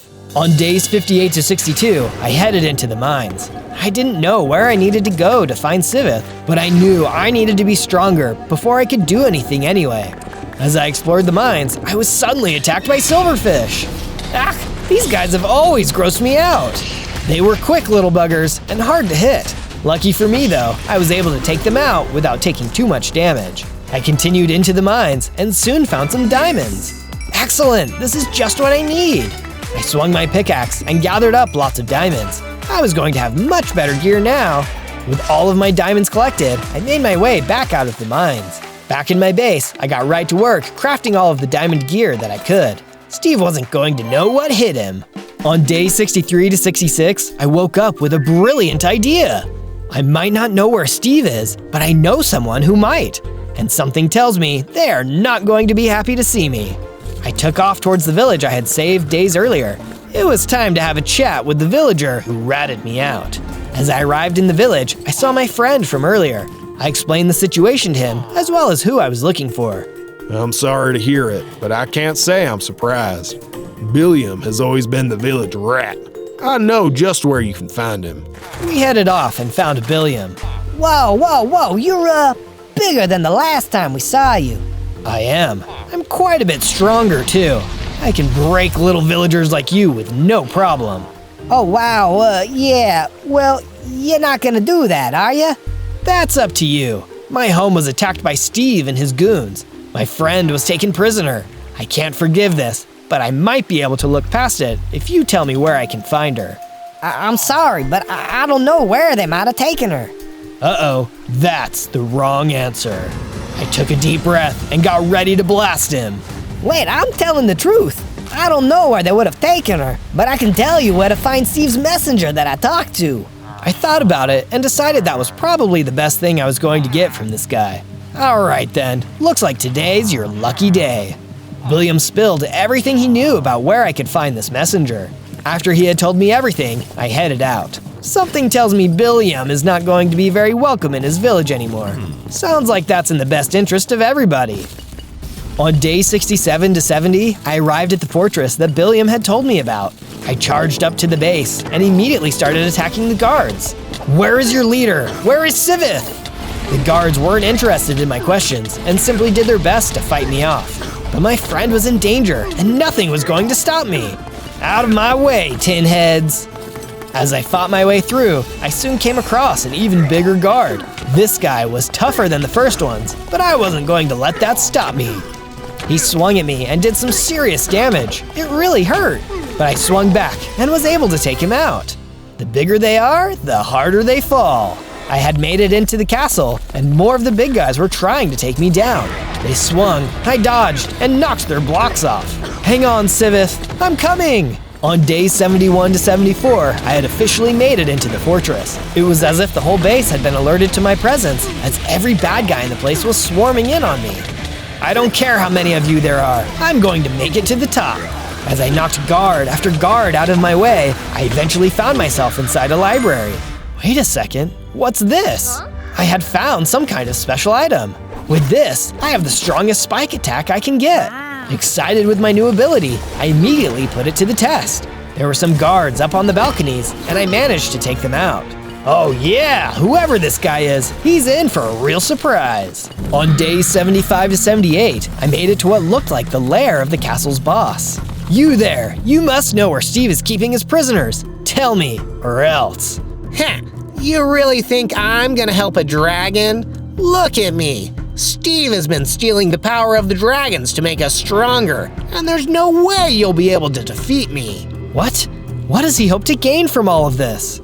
Not only will he finally destroy all dragons, but he will become a powerful dragon himself. Then no one can stop us. Yeah? Well, this dragon isn't going to let that happen. Bring it on! The henchman and I started to fight. I did my best to fight him off, but since he had been given dragon powers, he was incredibly strong. This wasn't going to be a simple fight. Do you really think Steve will let you live your life once he's king? He's going to turn on anyone who has even a little bit of power. Silence! You don't know what you're talking about. But it doesn't matter, because you're going to lose. It looked like there was no talking sense into this guy. The fight was getting intense, but it was time to end it. I focused all of my energy, used all of my attacks, and at long last, I won! The henchman was nearly defeated. No! How could I lose to a measly dragon? Last chance, tell me where Steve's base is. Never! The henchman leapt forward to attack me, but I took him out instead. Well, maybe there's something around here that can help me out.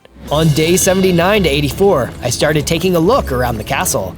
Wait, what's this? Inside of a chest was a bunch of golden apples. Suddenly, there was a sound outside. As I ran out to look, I could see Steve in the distance, and he was looking right at me. Ah, Zozo, just the one I was looking for. What do you want, Steve? Where's Sivith? Who? Who cares? All you need to know is I finally finished my potion. The power of the dragons is finally mine. I received word you were here, so I thought I'd let you be the first one to see. Steve drank down a potion and suddenly started to change. He turned into a disfigured but powerful dragon. Steve, what have you done? Ha ha ha! Here, let me show you up close. Steve took off into the air and flew toward me. I was strong, but not strong enough for this. I couldn't even fly yet. I had no choice but to run. Come on, Zozo, what's the problem? Afraid of a little fire? I kept running toward my base as Steve continued to chase me. I had to get to cover. We ran across the land and I finally snuck into my base. Steve flew around for a bit, but realized he couldn't fit inside. After a while, he left. I fear for the worst with Sivith. Is she still alive? On days 85 to 89, I got out of bed after a sleepless night. I had no idea if Steve would be waiting for me outside, and I couldn't risk going out there. I went back over to my statue. I had planned on completing it with Sivith, but I was worried I might not have that chance. I worked on completing the final part. Well, it's all done. It reminds me of Sivith, and she would have been proud of what we did here. I only hope I can avenge her and save everyone else from Steve's insanity. I was feeling more confident than before and stepped over to the ledge. Maybe I was strong enough to fly. I leapt over the edge and sure enough, I was able to get my wings going and fly. Yes, finally! I took some time to get used to flying. Luckily, it looked like Steve had left the area. I was able to get some good practice in when I heard Alex sounding off on her horn. I flew toward the sound and saw Alex was waiting for me. Zozo, you did it! You're flying! This is great news! Thanks! I just wish I knew where Steve's base was. One way or another, I've got to end this. Well, I've got some good news for you. I found it! I couldn't believe it. Maybe now we could finally get revenge for all the wrongs Steve had done. Even though I was feeling stronger though, I was still worried about how we could defeat Steve. Steve is afraid of anything that might harm him, so he likes to keep that close to him. When we get to his base, we should take a look around. There might be something there that can help. On days 90 to 94, I flew to Steve's base. As I landed outside the base, I met up with Alex. Wait a second, how did you beat me here? I was flying. Oh, I have another highway set up, so I can get around pretty quick. Oh yeah, that's a good idea. So have you seen Steve? Not yet. I think you should be good to head inside. I'll wait out here and let you know if Steve shows up. Sounds like a plan. Stay safe. I took off and flew over the wall, landing in the courtyard.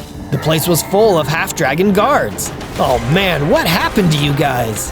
As I fought off the guards, I realized that these must have been Steve's failed dragon transformation experiments. That guy was twisted. Even though they were failed experiments, they were still really strong. I was able to hold them off, but I lost some pieces of my armor in the process. Whew, okay, that was tough. Let's move in deeper and see what we can find. On days 95 to 97, I moved even deeper into the base. Jeez, this place is huge! I soon found myself in what looked to be a forge room. I decided to take a look around and see if I could find anything that could help me in my fight. There was a cool dragon statue nearby. Then I noticed a chest was near it. I wonder what could be in here. I opened the chest and saw it was full of netherite gear. This just might give me the boost I need to win the fight. I kept on exploring when suddenly I was attacked by more of Steve's minions. How many of you guys are there? I smacked as many of them out of the way as I could. If there were guys down here, I must be getting close. I was finally going to be able to get my revenge. After I defeated the last of the minions, I came face to face with another one of Steve's stronger dragon guards. The last fight against one of you was hard. Let's hope this time can be better. We both sprang into action, hitting each other and firing off different attacks. He was still really strong, but my new equipment was doing its job. I managed to get him lined up with a cliff. Hang on to your horns! I gave him a good whack and sent him flying over the edge to his doom. Bet you wish you had the power to fly. On day 98, I moved even deeper into the base. It was starting to get really cold and wet. How deep underground had I gone? More guards? No problem. At this point, I was getting pretty good at fighting these guards. That's when I realized there was a dragon in a cage nearby. It was Sivith. I defeated the last of the guards, then hurried over to the cages. Hang on, I'll get you out. I used my sonic attack and opened up the cage, freeing my small friend. I was excited to see she was still alive, but had a question to ask her. I was scared to ask, but I had to know the answer. Sivith, I'm so happy you're alive. Have you by any chance seen my mother down here? A sad expression came over Sivith's face. I have, but unfortunately she's gone. We were only both here for a short while, but I believe she saved my life. What do you mean?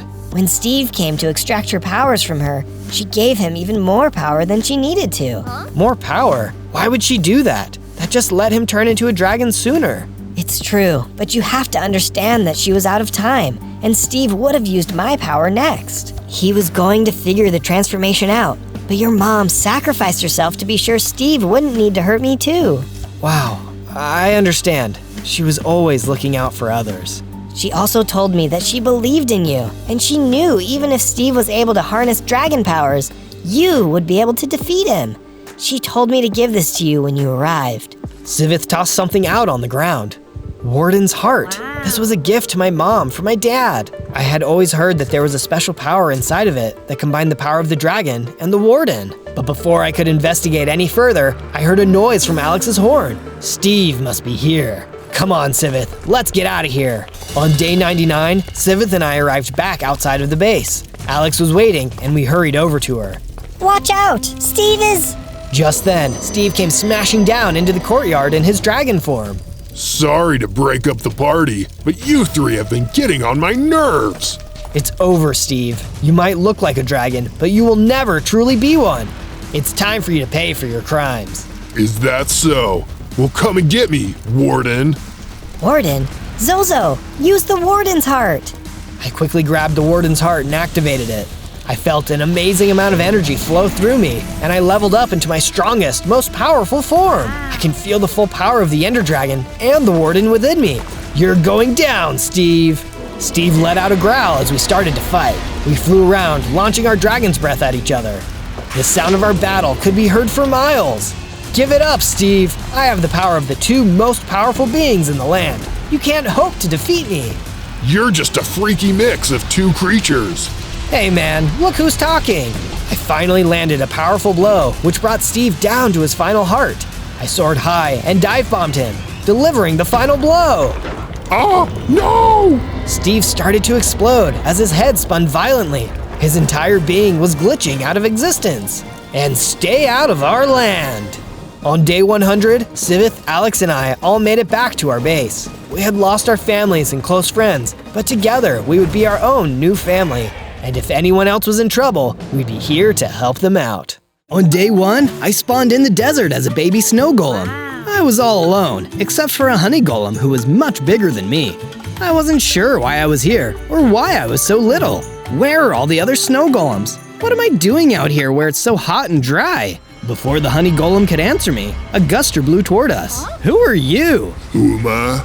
I'm Gary the Guster, and there ain't a fella in the land who can take me and my Guster gang down. Just take a gander at what happens when you don't do what I say. And with one attack, he destroyed the honey golem I spawned in next to. How could you do that? You monster! Because I'm the baddest Guster around these parts. You got 100 days to rustle up 100 diamonds and bring the loot to me, or my gang and I will burn the nearest village to the ground, and you with it. And with that threat, he disappeared, leaving me all alone. Oh no, I either need to gather Gary's ransom or defeat him. If I don't, there's gonna be trouble. But I'm gonna need to be a lot stronger before I can do that.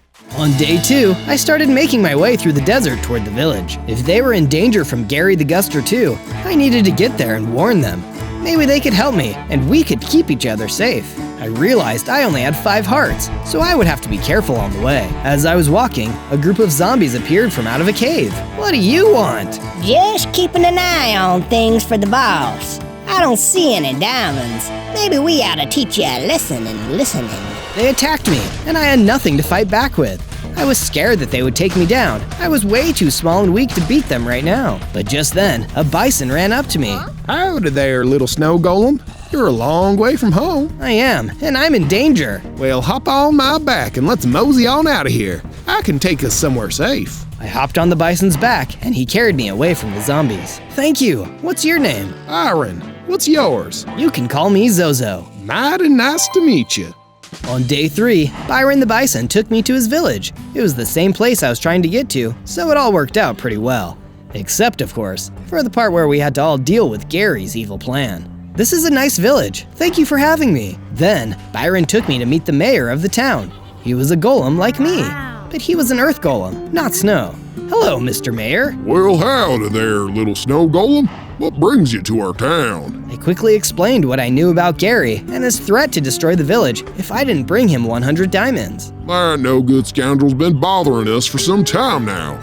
Going on a few years. Maybe we can help each other out and bring him to justice once and for all. I would love to help, but how? Well, let's see. I reckon you'll need to make some tools, get started mining diamonds, and get a heck of a lot stronger too. We'll do whatever we can to help you do that. This town's plenty big enough for more kind-hearted folks after all. You can set up on the edge of town. Byron and I started to leave, but the mayor had one more thing to say. You know, this village needs a sheriff. I reckon you might just be the man for the job. On days 4 and 5, I went out and punched some trees so I could gather enough wood to build a crafting bench. Then, I crafted some wooden tools. Once I had those, I could start gathering some stone. Hey, this is going pretty well so far. Once I had enough stone, I upgraded my tools from wood to stone ones, including a stone sword. I was ready to start building our base. Say, Zozo, if you're fixing to be the sheriff, let's say we build you a sheriff station with a jail inside. That's a perfect idea, Byron. We can use it as an armory too. It'll be the perfect place to help keep the village safe from Gary and his gang of goons. Then, I had a brilliant idea. Byron, every sheriff needs a deputy. Do you want the job? Well, shucks, Zozo. I'd be honored. With Byron chosen as my deputy, we got to work building our base, a couple of jail cells, and 2 rooms for us to sleep in. The mayor stopped by to admire our progress. This looks mighty fine, boys. Here, Zozo. This should help you get started. The mayor handed me a strong potion. I drank it and felt myself grow a little bit bigger, and I gained 2 hearts. On days 6 through 8, I explored the desert around the village, looking for more materials. While I was walking around, I saw a roadrunner being attacked by a nest of rattlesnakes. Hey, you leave her alone! I rushed at them with my stone sword and began to fight. They turned their attention away from the roadrunner and started attacking me instead. It was a tough fight, but after a long while, I knocked down the last rattlesnake. Oh, thank you kindly. The roadrunner ran over to me. My name is Rhonda, and you're my hero. Just doing my duty, ma'am. What are you doing all the way out here? I got lost in the desert. I was looking for help getting back to my nest. It's in a cave, you see, but it isn't safe for me to go alone. My eggs are in there. I need to get to them before something terrible happens. Well, that sounds like a job for the local sheriff. On days 9 and 10, Rhonda and I made our way to the cave where her nest was. I wanted my nest to be out of the sun, and this cave used to be safe. But when people started mining in there, it woke something up. Something terrible. This is it. Please be careful, Sheriff Zozo. I'll do my best. I drew my sword and crept into the cave. What are you doing in my cave? A werewolf jumped out of the shadows and roared at me. This cave belongs to more than just you. This cave ain't big enough for the both of us. He swiped at me with his claws and knocked me back into the wall of the cave. I dropped my sword, and when I ran to pick it up, he hit me again. Uh-oh, this guy is way too strong. Get out now, or I'll finish you off. I'll have to come back and face him again when I'm stronger. I need to go help Rhonda. I ran out of the cave, where Rhonda was waiting. I'm sorry, he's too strong. But please, come back to town with me. You can stay at my sheriff station until we can come back. I'll help you get your eggs back, I promise. On days 11 and 12, I returned to my base with Rhonda. I built her a room, including a crafting bench and a chest. Thank you for the help, Zozo. It means the world to me. Of course, I'm happy to help. Now that we're safe, do you know anything about Gary the Guster? Not too much, only that he's got a hankering for diamonds and power, and won't let anything stand in his way. He's hurt a lot of people, made himself a lot of enemies. If we all band together, maybe we can do something about him. That's what I've been thinking too. Glad we're on the same team. After my chat with Rhonda, I went mining for some more materials. I found iron and coal too. I made a furnace and smelted the iron, then used it to craft some iron tools and boots. Best of all, I crafted an iron sword. Then, I built an armory where I could store all of my new tools. This base is coming together. We'll be able to take on Gary and his gang in no time. On days 13 to 15, I wanted to find a way to get stronger, so I talked to Byron the Bison for some advice. Well, I reckon the best strength in the world is experience. You ought to go on a quest or two and get better at helping others out. Then you'll get stronger. Also, you'd best get yourself some armor for the job. Thanks so much, Byron. I gathered silver and crafted myself some armor. Then I headed out to explore the forest. Now it's time to find a quest. But where is someone who I can help? I looked around, but couldn't see anyone that might have a quest for me. How was I supposed to get experience if no one needed me to do anything? Then, I saw a pumpkin boss shaking an apple tree. Hi there, do you need some help with the apples? Hey, you're the sheriff trying to go up against Gary the Guster. Let me teach you a lesson. He attacked me, but I was ready. I had my new armor to protect me. And I had my new sword, too. I dodged his attack and slashed at him, knocking him back. After a lot of tough back and forth, I was able to win. I did it! I did it! Then, I noticed he dropped something, a shed snakeskin. Hey, I bet I can use this to craft something. I took the snakeskin back to my base and crafted a vine lasso with it. Wow, I can use this to wrangle bad guys and bring them back to jail. On days 16 to 19, I decided to explore some more and see what I could find. I ended up coming across an abandoned mine and looked inside. There was a chest in there. I opened it and I found an old diary belonging to a miner that left it behind ages ago. Gary the Guster came through town again. telling us to give him diamonds. I heard a rumor that he's building a base not too far from here, but no one's been able to find it yet. I have my suspicions that it's out in the forest over yonder. Wow, so Gary's base must not be too far away. Maybe I can find it, but first, I'll have to get even stronger so I can defeat him. Before I could do anything else, I was attacked by a gang of Mandragora. This is what happens when you go up against Gary the Guster. But they were no match for my new armor and sword. Just like with the pumpkin boss before, I fought them hard and was able to defeat them. As a few of them ran away, I yelled after them. Tell Gary he won't be picking on people for much longer. On days 20 to 22, I traveled back to the village. When I got there, I saw some plague rats bothering some villagers. I fought them and took them out easily. Wow, I'm getting good at this. On the way back to the sheriff's station, I found some silver I could use to upgrade my gear and my armor. With that taken care of, I was feeling strong enough to go fight the werewolf and help Rhonda get back her nest. You again? I thought I already taught you a lesson. Well, I'm back, and I'm strong enough to fight you now. With my new armor and sword, I was able to hold my own against the werewolf. He knocked me back, but I didn't drop my sword, and I kept fighting. Then I pulled out my secret weapon, the vine lasso. I captured the werewolf in the lasso and started pulling him back to the jail. You're going to jail. You ain't got what it takes to bring down Gary the Guster. He took out my whole gang, and I had to hide in those caves when he came to town. You go up against him, and you're toast. On days 23 to 26, I threw the werewolf into one of the empty jail cells. Well, Rhonda, you can go back to the caves now. Your nest is safe, and your eggs are waiting for you. Thank you so much, Zozo. I'll never forget what you did for me. And I'll be sure to come back and visit once my eggs have hatched. I can't wait. By the way, you should build a guard tower. It will help keep you safe here. Rhonda was right. It would be a good idea to have a guard tower so we could keep a lookout. I started constructing one right away. When the guard tower was done, I realized I needed some ranged weapons. So I crafted some javelins too. I can really defend this place now. On days 27 to 31, I decided to travel to a snowy area to see if I could find some more snow golems like me. If I could, maybe they could help protect the village and take down Gary. I was enjoying the cold and looking around for some other snow golems when I saw some snow beasts. They looked lost, so I sent them back to my base, and they went off to find it. Next, I decided to gather some ice to take back to my base. If I had it there, I wouldn't feel so homesick as the only snow golem in the desert. Even if I didn't find any snow golems, it would make me feel much better. When I got back to the village, Mayor Earth Golem came up to me. Sheriff Zozo, we need your help. Gary's gang came through town and kidnapped some of our villagers. Oh no, of course I'll help. And I'll come with you. What kind of mayor would I be if I didn't look out for my own people? On days 32 to 35, the mayor and I went into the forest to find the kidnapped villagers and save them from Gary's gang. We spotted the horde of zombies and a bunch of villagers in cages. The zombies were laughing at them. Don't worry, everyone. You're safe now. We're coming to save you. I rushed at them with my sword drawn. The mayor followed me and tried to help fight too. One of the zombies knocked him down. Get away from him! I tried to stop them from hurting him, but the zombies destroyed the mayor. No! I swore I'd have revenge. In honor of the fallen mayor, I defeated the rest of the zombies and freed the villagers. But now the town is without a mayor. We need someone to lead the villagers. On days 36 to 39, I set off in search of a new mayor for the village. We need someone tough to help protect the villagers from Gary. I know, I'll go into the mountains. Only tough people can survive up there. So I went to the mountains and looked around. Is there anyone here who can be a mayor? Are you looking for help? I looked and saw Zeus, the king of Olympus, standing on top of a mountain. Yes, I am. Well, I need help with something. If you can help me, I can be the mayor in return. What is it? A group of gremlins stole my treasured guitar.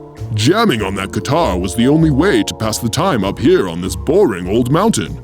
Please, get it back for me. It was a small price to pay to find a new, powerful mayor. I found the gremlins nearby, smashing the guitar into some rocks. Hey, that's not what rock music means. I fought off the gremlins and got the guitar back. Here you go, Zeus. Or should I say, Mayor Zeus. Thank you. I'd be happy to be the mayor if the villagers are all as kind as you. They are. We're trying to defeat Gary the Guster. Ah, Gary.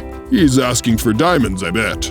Well, I can tell you where a very good diamond mine is, if you want. Yes, please. So Zeus gave me directions to the diamond mine. Things were really starting to come together.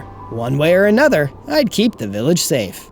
On days 40 to 43, I returned home to the village and dropped off Mayor Zeus at his new house. Back at the sheriff's station, I decided to spiff up the place. I added torches and bookshelves for extra light and to give me and Deputy Byron something to read on our downtime. Once I was done, I checked in with Byron to see what he thought. Say, this looks great, Sheriff. But with so much new danger, we need more deputies. Let's make a deputies wanted sign. Great idea! I added a sign outside the station. New deputies wanted. And pretty soon, villagers started showing up to apply for the job. 6 new deputies joined. I built a barracks onto the base with bunk beds, so they would all have a place to sleep. Gary the Guster won't know what hit him when we take him on. One of the snow beasts came to find me while I was working. We heard a rumor about an ice cave where another snow golem is living. You should check it out and see if he can help us. Wow, thank you! Another snow golem. It almost sounded too good to be true. On days 44 to 49, I journeyed to the ice cave to search for the other snow golem. When I got there, I couldn't see anyone at first, but then I saw a shadow in the cave. Hello? I walked toward the opening of the cave, but Gary the Guster appeared. Yeehaw! I knew you'd fall for my trap. I hear you've been rustling up a team to try and beat me. Well, I can't have that. You're such a bully, making people get diamonds for you. Why do you even need so many anyway? You sure do ask a lot of questions, Sheriff. I'll have you know it's my dream to live in a mansion made out of nothing but diamonds. I don't care how many towns I have to destroy to get them, neither. That's terrible. Never said I was nice. Now I gotta mosey on back to my diamonds, but I'm not letting you go that easy. Alpha Coyote, get him. Gary whooshed away, and in his place, there was an alpha coyote. He was pretty big and strong too, but I knew I could take him. I drew my sword and got ready for a fight. On days 50 to 53, I fought hard against the alpha coyote. You might as well give up now. I'm so much bigger than you. You may be big, but I'm brave and strong, and I have the support of my friends to keep me from giving up. With a decisive strike from my sword, I defeated the alpha coyote. I did it! I won! Well, I won this battle. There's more to come. Hey, wait, what's this? I looked on the ground where the alpha coyote fell at the end of our fight. There was a journal. Hey, this says property of Gary the Guster inside. It must belong to him. Dear Diary, I built the best dang hideout this Wild West has ever seen. It's so sparkly, made up of all those diamonds I took from the villagers. And no one will find me here between the 2 tallest mountains in the region. They'll never get rid of Gary the Guster and his gang of goons. Hey, I know where those mountains are. When the time comes, I'll be able to find Gary's base after all.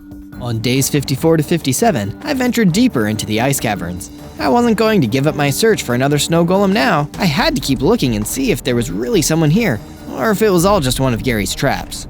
In the distance, I could see the light of a fire. There was someone here. As I got closer, I could see that some of the zombies from the Guster gang of goons were gathered around the fire, and they had a snow golem with them. Oh no, I have to help him escape. I stayed back and out of sight and threw one of my javelins at the zombies. I had the element of surprise, and they scattered when it hit. Take that, you undead outlaws! Hey, where did you come from? This is our hideout and you're trespassing. No, you're the ones who are trespassing. Instead of getting into an argument with them, I decided to get right to the fighting instead. I rushed in with my sword and fought them with everything I had. Quick, let's get out of here. The zombies ran out of the caverns, leaving me with the snow golem. I'll get you out of here. Not so fast. I turned around, and there was an axe sticks. You're not taking this prisoner without a fight, unless you've got those 100 diamonds for Gary. You'll never get those diamonds from me. I took axe sticks down and let the snow golem free. Hey, look! Oh, it's a power potion. I drank it and grew bigger, and I gained 2 more hearts. Wow, that's amazing! Thank you so much for letting me go. Gary has been taking out all of the golems, so there will be no one left to protect the villagers. I was so scared that I was the only one left. Well, now you know you're not alone. Come back to my base with me. We've got a whole bunch of people to help. Gary won't get away with it this time. On days 58 to 62, I worked on improving things at the base. The sheriff's station was pretty great, but it could still get even better. The villagers had all the food we could need, but we needed to make way more tools and weapons. I expanded the crafting area and the armory, so we'd have lots of space for more equipment. Then I headed off to the area Zeus told me about, where I could find lots of diamonds. I went down into the mine there, and sure enough, there they were. I used my iron pickaxe to mine the diamonds and took them back to the base. I used all those diamonds to make diamond armor, a pickaxe, and a sword. Next, I thought about how I might need to gather extra food while traveling to new places. A fishing rod could help me catch fish on the go, so I crafted a fishing rod to help me in case I ever needed it. On days 63 to 66, Mayor Zeus came to visit me at the sheriff's station. What can I do for you, Mayor? Did you get a chance to check out the diamond cave I told you about? I did, thank you. There were lots of diamonds there. I used them to upgrade my gear though. That's okay. I thought you might need to do that. I wanted to tell you that I heard about another cave with lots of diamonds to mine. Really? Thank you. That's great news. Happy to help. I'll keep an ear out for more diamond news too. I really missed my old friend Mayor Earth Golem, but Zeus was doing his legacy proud and seemed to really care about the village. I set off to the new cave to mine for more diamonds. Inside, I saw a group of little Kados. I could hear them whispering to each other. I'm telling you, the boss is out there somewhere. Boss, are they talking about Gary the Guster? He's a werewolf. He's tough. Not as tough as Gary. There's no way he survived that attack. We're doomed. We'll be next. Wait, these must be members of the werewolf's old gang. I wonder if they'll try to fight me. Hey, are you the sheriff? Why do you want to know? We hear you're trying to fight Gary the Guster, and we want to help. Really? That would be great. If you can help us rescue more of our old gang, we promise to all help you out. They're in an underground base deep in these caves. You got it. Go back to my base at the sheriff's station, and I'll come meet you when I've rescued your buddies. Also, your old leader's there in jail. Sorry about that. On days 67 to 70, I traveled deeper into the caves in search of the underground base. If I could find more of the werewolf's gang, that would be even more deputies to fight with me. Look at me, turning outlaws into good guys. Mayor Earth Golem would be so proud of what a great sheriff I'm becoming. Before I could celebrate my progress anymore though, I spotted a Nightwalker mage holding another group of little Kados prisoner. Those must be the rest of the gang they were talking about. How can I get them out of here? He looks pretty dangerous. I don't know if I can fight him and make it out. I started looking around for a way to sneak by the Nightwalker mage, but I couldn't find anything. I guess I'll have to be brave and try to fight him, even though I'm scared. I thought about my friends and how they'd all faced so much danger with me so far. If they could do it, so could I. I attacked the Nightwalker mage and he flew into the air to dodge my attack. This looks like a job for my vine lasso. I tossed it at the Nightwalker mage and caught him. I pulled him back down to the ground, and while he was trapped, I attacked him with my sword. He broke free, but not before I got a good hit in. The Nightwalker mage teleported behind me, but I spun around and got him again. It was a pretty intense battle, but eventually I was able to win with the help of my vine lasso and my shiny new diamond sword. Thank you, stranger. I'm no stranger, I'm the sheriff. Oh no, are we under arrest? No, I'm here to save you. Go back to my base at the sheriff's station. Your friends will be there, and you'll see that everything is going to be okay. On days 71 to 74, I traveled to a river to try out some fishing. I hadn't done it before, and I wanted to get good at it in case I needed to catch a fish in a hurry. As I was walking along the river, I saw a strange message on the ground. If you're enjoying this adventure, find more Zozo videos by searching for ZO, and don't forget to like and subscribe. That's pretty weird. Anyway, back to fishing. I caught a few fish, and I was feeling pretty good about myself. But then, Gary the Guster showed up. Sheriff fishing on the job, eh? Should be out there mining for my diamonds if you want that village of yours to survive. Why can't you just leave us alone? I will, once you give me what I want. That's not fair. Life ain't fair. We rushed at each other, and I pulled out my sword and my vine lasso. You think you can lasso me like cattle? I'm no cowboy. I tried my best, but it wasn't enough to defeat him. I didn't want to run, but I needed to stay alive to get stronger and to help my friends. So I turned and I ran all the way back to my base. Next time, I'll be ready. On days 75 to 78, I got to work on my base again. Now that I know how strong Gary is, after trying to fight him again, I know we need to make the base even better. Byron had a great idea for how to improve it. What if we build an underground bunker? Somewhere we can hide out if we need to, if he comes to attack us before we're ready. Perfect! I got to work building the bunker, and before long, we had a great big underground hideout to go to if Gary attacked before I was strong enough to beat him. After I was done, some of the little Kados from the werewolf's gang came up to me with a book. It's the magic book to help you get bigger and stronger. Wow, thank you! I tried some of the magic from the book, and sure enough, I grew bigger and gained more hearts. What an amazing gift! They really are good guys after all. On days 79 to 84, I decided to test my new strength on some mobs. I went out into the desert with my sword and my lasso and found some skeletons to fight. Taste the lasso, boneheads! I rounded them up and took them all out. After I defeated the last of the skeletons, a desert lord came up to me. Is he going to try and fight me too? But to my surprise, he gave me a gift instead. Thank you for getting rid of the skeletons. They've been making so much trouble here. As the lord of this desert, I present you with this sharpness enchantment, which will increase the power of your sword. Awesome! So now I'm stronger, and my sword is stronger too. This is great! On days 85 to 89, I came back to the base, only to find it under attack by an army of zombies. Of course, this has got to be the work of Gary the Guster. There were so many of them, it would be dangerous to get close. Thankfully, I had some of the javelins I made earlier. You're about to find out why you don't mess with the sheriff, zombies.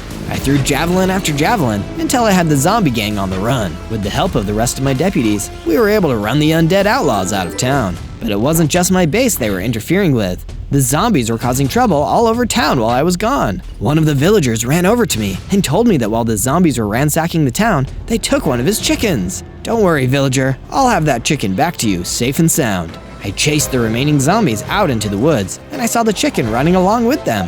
That must be the villager's chicken. But the zombies had such a head start now. I didn't know if I could catch up to them in time. Wait, the javelins can come in handy here too. With a few well-placed throws, those zombies were done for, and the chicken was free. Come on, little chicken, let's get you back to your owner. I brought the chicken back to his owner, who was so happy to see him. The villager thanked me for getting his chicken back, and felt terrible that he didn't have anything to give me as a reward. Don't worry about it. The only reward I need is knowing I did a job well done.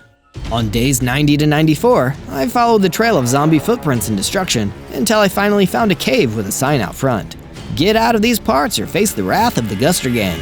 This has gotta be it, their secret hideout. I better check it out.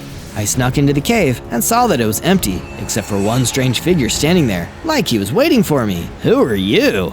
I'm the Soul Leader, and I'm here to make sure you don't mess with the boss's plans no more. Why would you work for him? What he's doing is wrong. He's hurting so many people, all because he's greedy. Nothing wrong with a little greed. It's a dog-eat-dog world, Sheriff. We're all just trying to get fed. But isn't it better to be nice, to help others, and know that they'll help you in return? What kind of sucker helps people?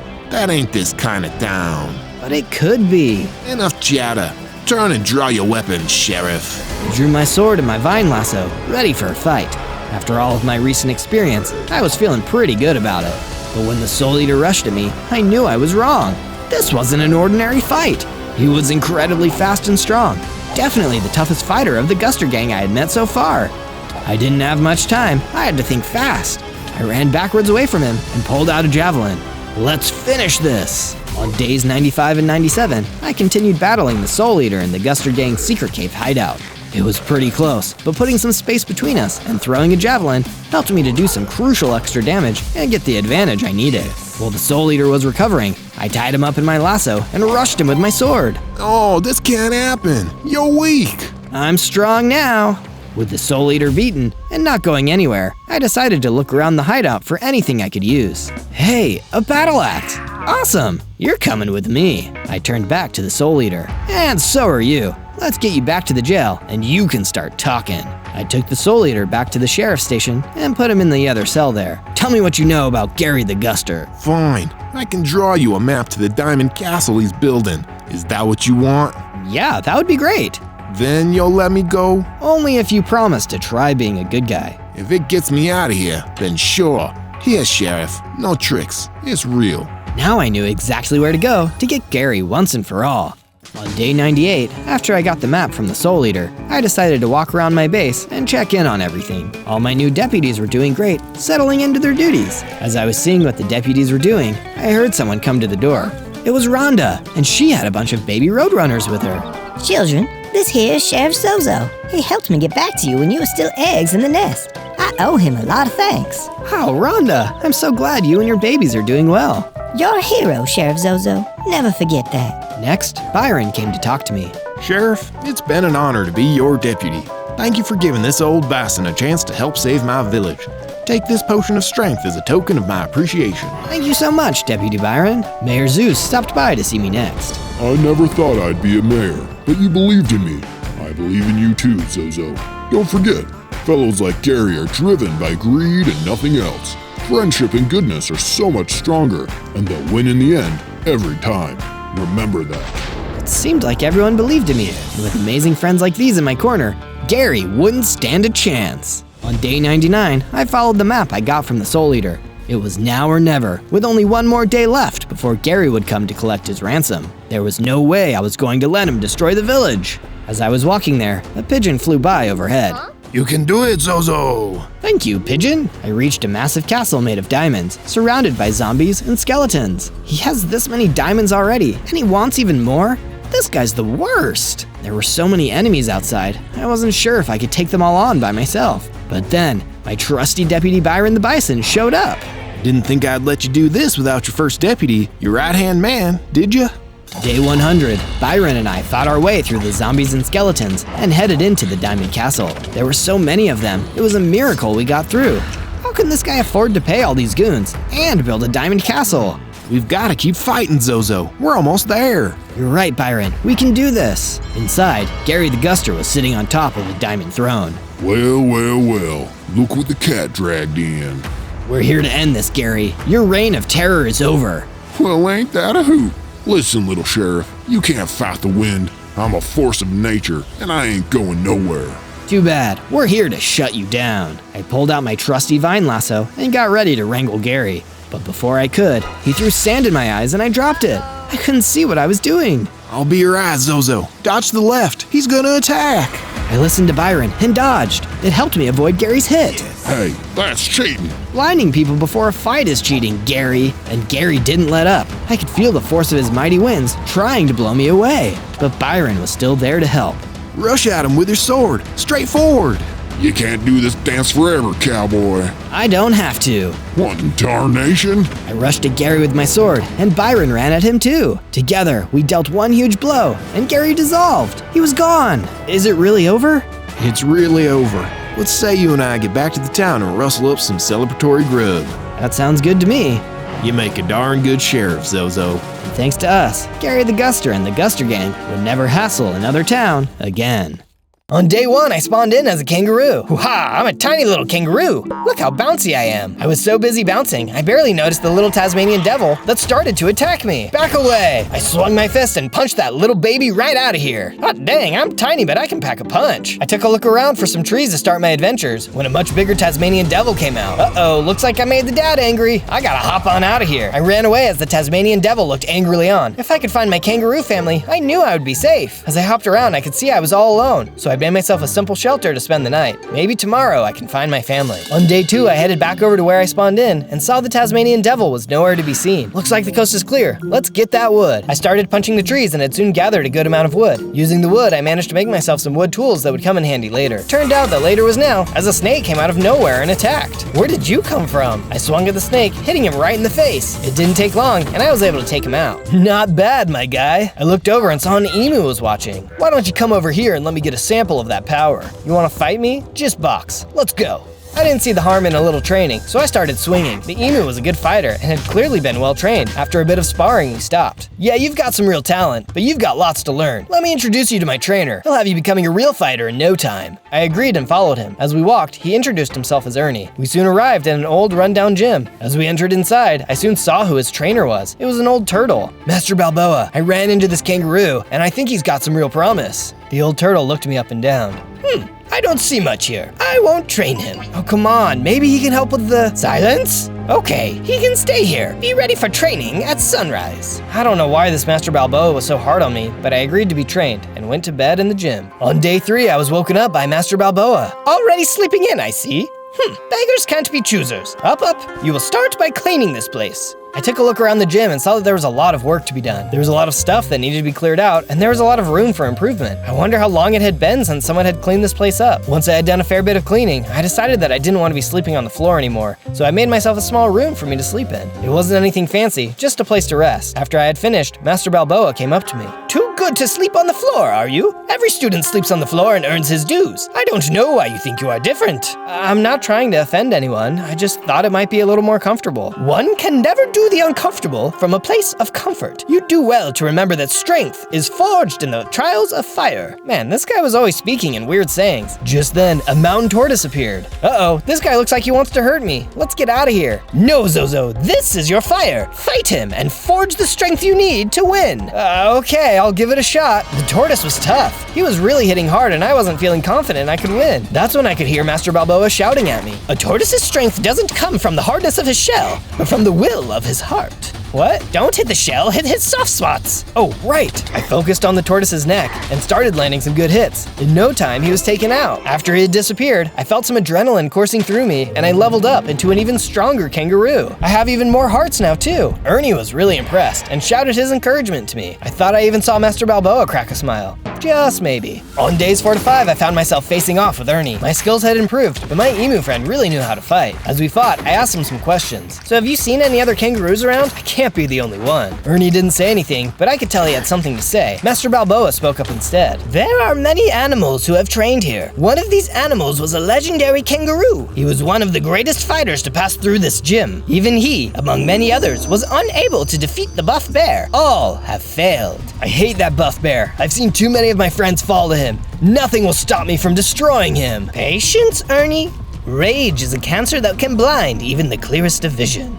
Ernie calmed down, but I could still sense his frustration beneath the surface. I felt his anger though. That buff bear was going to pay. On days 6 to 8, I woke up with an idea. If we're really going to take down this buff bear, we're gonna need better training facilities. I think I can help with that. After I had gathered some stone, I was suddenly attacked by the Tasmanian devil for my first day. Joke was on him though. I was even stronger now. Let's see how you like this. I swung my fist and really let him have it. I don't think he was expecting me to be so strong, and I was able to knock him out in no time. Someone bit off more than they could chew. I grabbed a little more sand, then headed back to the base. Now that I had a bunch of materials, I used them to start improvements to the gym. I felt like I had a strong purpose and a clear mind. Master Balboa would be proud of that. After a lot of sweat and hard work, all the improvements were complete, at least for now. On days 9 to 10, Ernie and I were out for a jog. The problem was, Ernie was so much faster than me, he had to keep waiting for me to catch up. He didn't seem to mind though. What a slowpoke. I looked over and saw a monkey was watching us. Hey, that's not a very nice thing to say. You're right. I'm not very nice. I'm nicer than that dump you call a gym, though. I'm sorry, who are you? Why do you care? You're not gonna be around much longer anyway. What do you mean? My Master Buff Bear is gonna wipe you and all your little friends out soon enough. You're all just a bunch of weaklings. Buff Bear? You think Buff Bear can beat us? Ernie jumped to the monkey and they started to fight. Yeah, get him, Ernie! The monkey and Ernie were pretty evenly matched, but I believed in Ernie. Just then, someone else came running into the fight. It was the Buff Bear! Ernie, watch out! Ernie was outnumbered. I had to help. Heh. More Balboa students for me to destroy. You guys are pathetic. We were holding on. Buff Bear was strong. I was starting to get worried about Ernie. Stop this at once! Master Balboa had arrived. He seemed to catch us all off guard as everyone stopped fighting. Balboa crawled out of your shell to train some more weaklings, I see. Bear, your strength is your weakness.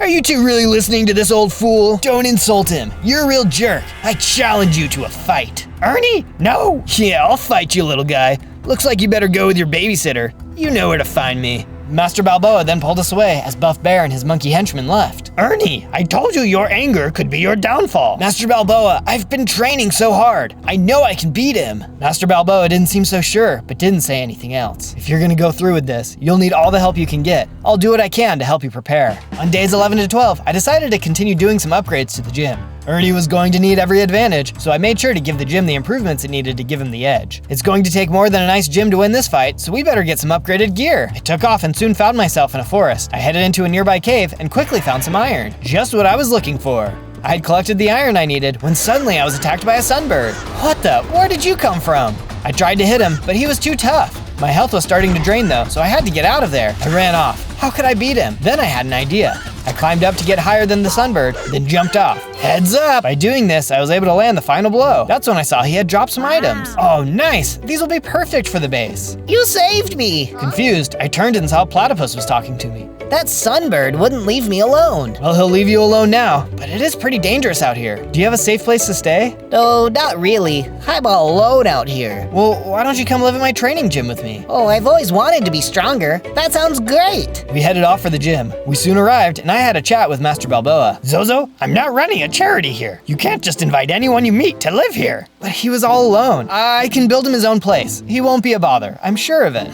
Well, these are dangerous times. Very well. I quickly got to work putting together a room for the platypus, whose name was Perry. I wasn't sure how much training Master Balboa was going to let him do, but in any case, he would have a place to stay. I also took some time to build myself a crafting area. Once my crafting area was set up, I smelted all the iron I had gathered. With all the iron smelted, I then took all of the iron ingots and used them to make myself a fancy new set of iron tools. I also used them to make myself some iron armor. The iron armor is still a little big for me though, so I'll save it for later. On days 13 to 15, I woke up to a strange noise. We were being attacked by a gang of monkeys. Buff Bear's cronies. We've got to stop them. I jumped into the battle, hitting as many monkeys as I could. I couldn't believe Buff Bear would send a hit squad like this. I was taking some of them out, but they just kept coming. Suddenly, Buff Bear entered, and the fight was really on. Ernie and Master Balboa tried to fight him off, but it looked like they were in real trouble. Then, out of nowhere, I was trapped in a cage. All I could do was watch as Buff Bear attacked my friends. Master Balboa took a hard hit. Ernie was now in danger. This looked like the end for him. No! Oh, wait, it was just a dream. Thank goodness. I was still feeling nervous about it though, so I went to talk to Ernie. I told him about my dream and that I didn't think it'd be a good idea for him to go through with the fight. Ernie just laughed it off, saying I was being paranoid. He was sure he could win the fight. I hope so, but keep an eye out for any funny business. On days 16 to 19, I woke up and saw that Master Balboa and Ernie were already hard at work training. Whoops, Master Balboa isn't going to like that I slept in again. I was still feeling a little nervous about Ernie's fight though, so I went to talk to him about it. He told me that I needed to stop worrying. That's when Master Balboa started to talk to me. Zozo, enough jibber jabber. You already slept too late. It's time to train. Yeah, sorry. I had a pretty bad dream. What's on the schedule for today? Master Balboa led us over to a corner of the gym. There's a spider infestation down there that I don't want to deal with. The two of you can get down there and clean it up. There's more equipment on the way, and we need space for it. Oh man. Alright, we're on it. Ernie and I broke all the boards, as well as the spider webs. Master Balboa was right. It was a mess down here. We got right to work destroying all of the spiders in our way. I wondered how long they had been down here. I really hope Master Balboa knows what he's doing. This is nasty. Soon enough, the spiders were all cleared out. We then got to work patching up all of the broken sections. This place was in rough shape, but we were sure we could get it looking nice in no time. As we finished, Master Balboa came down to meet us. Zozo, there's a delivery waiting for us. Go ahead and bring everything down. I ran upstairs and greeted the delivery man. He handed me the boxes of equipment and I took everything downstairs. Inside of the boxes was a bunch of exercise equipment. Well boys, hop to it. Ernie and I unloaded all of the equipment and got everything set up. There were a lot of good areas to train in now. Just in time too, because Master Balboa was ready for us. Time to hit the equipment. Ernie and I ran around the gym following Master Balboa's instructions. It was a lot of hard work, but Ernie had a big fight ahead and we really needed to push him to be his best. The new equipment was great too. I was definitely going to be sore tomorrow. As we finished our workout, I could really feel my heart pumping. Suddenly, I grew into an even bigger kangaroo and gained more hearts. Whoa, I feel great! As we all celebrated my new strength, Perry came down the stairs. Wow, you've grown. I wanted to find you guys as I know something that might help. There's some powerful boxing gloves at a far-off land that makes the user punch even harder than normal. That's just what we could use. Perry explained where we needed to go. I told Ernie to keep training, and I would go find the gloves. On days 20 to 22, I headed out to go find the special gloves. Perry told me where to go, but mentioned it was very dangerous. As I got closer, I could see why. This outpost is crawling with desert raiders. This isn't going to be easy. I snuck my way up to the front door as a patrol of raiders walked by. Maybe I could sneak in. I moved further into the base, trying to hide behind things. I'd gotten much bigger though, and that was harder to do. They soon spotted me and attacked. Looks like I'm gonna have to fight my way through this one. There were a lot of raiders, but with my new strength, it wasn't too much of a challenge to knock them out of the way. I had to be careful though, because if I got too cocky, they could easily overrun me with their numbers and take me down. Soon I had fought my way to the top of the base. As I moved to take the power gloves, I heard a noise. A buff raider was looking at me and charged. Bring it on! This guy was no ordinary raider. He was stronger than the others and had a different weapon. As he hit me, I even caught on fire. Whoa, tone it down, big guy. The fire hurt, but I had to keep fighting. I couldn't let Ernie down. I kept on punching and hitting until finally I landed the final blow. The power gloves are all mine now. I walked up to the gloves and picked them up. They fit like a glove. As I left the base, another raider tried to attack me, but I punched him so hard he went flying. The other guy simply turned and tried to run away. I've got the power now. As I arrived back at the base, I could see Ernie outside training. I could tell he was feeling a bit nervous. Hey Ernie, are you feeling nervous? I'm here to support you no matter what. There's no shame in calling it off. No, I can't call it off. I've been waiting for this my whole life. All right, if you say so. In any case, I have some good news. I got the power gloves. These should give you a serious leg up. I tossed the gloves over to him, and he was super excited about it. I could tell this really raised his spirits. I was still nervous about him doing the fight, but there was no way I was going to change his mind. On days 23 to 26, it was time for the big fight. We all made our way to the arena and soon arrived. Ernie was in high spirits, and we were feeling pretty good. Maybe he could win this thing after all. As we approached, the monkey from before stopped us. Hi, you chumps. Buff Bear wants to make this fight a little more interesting. Oh boy, what's that? This fight won't be to the death, just until someone gives up. If the emu here wins, which he won't, Master Bear will let any of the captured birds go. But if he loses, he'll be Master Bear's servant for life. There's something fishy about this, Ernie. I don't think it's a good idea. Tell your boss I'll take it, and I'm looking forward to seeing all the birds go free. The monkey chuckled and went to tell his boss. Later, Ernie had stepped into the ring, and we could hear something up above us. Buff Bear had hung cages all around the arena, cages that were filled with all of Ernie's friends. This guy was a sicko. An announcer stepped into the ring. Ladies and gentlemen, boys and girls, welcome to another Rumble Fantastical! In the red corner, we have the powerful, the mighty, the undefeated Buff Bear! The crowd went absolutely nuts with cheering. He was definitely going to have the home field advantage. And in the blue corner is an emu. The announcer walked off. You got this, Ernie. Make us proud, son. There was a ding, and the fight was on. Ernie and Buff Bear jumped at each other. They were both landing some heavy hits. Come on, Ernie, show him who's boss. Ernie was swinging his hardest, and it looked like he was actually winning. I bet Buff Bear wasn't expecting those power gloves. What's wrong, Bear? Scared you finally met your end? Ew, I guess I'll start trying now. Buff Bear started hitting even harder than before. He wasn't bluffing. He had just been toying with Ernie. Ernie, watch out! Buff Bear was really landing blows now. All Ernie could do was try to defend, but it was no use. This fight wasn't going to last much longer. Okay, I yield. You win. I'll be your servant. Please, I have enough servants. You think I'm not going to give my friends a good show? No, you made a deal. Oops, guess I lied. Ernie, watch out! Buff Bear swung his claws and destroyed Ernie for good. No! The crowd went wild as Buff Bear celebrated with them. Oh, let's get him! No, Zozo, I can't lose you too. Quick, grab the gloves and let's get out of here. I jumped into the arena and collected the power gloves. Master Balboa and I got out of there as fast as we could. On days 27 to 31, we had made it back to the gym. I couldn't believe Ernie was gone. We'd only known each other for a short time, but it felt like we had become brothers. I went outside and saw Master Balboa looking off into the distance. We'll get our revenge on Buff Bear. I know it.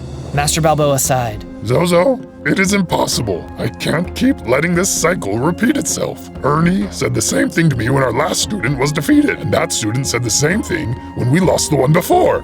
I am a failure as a teacher.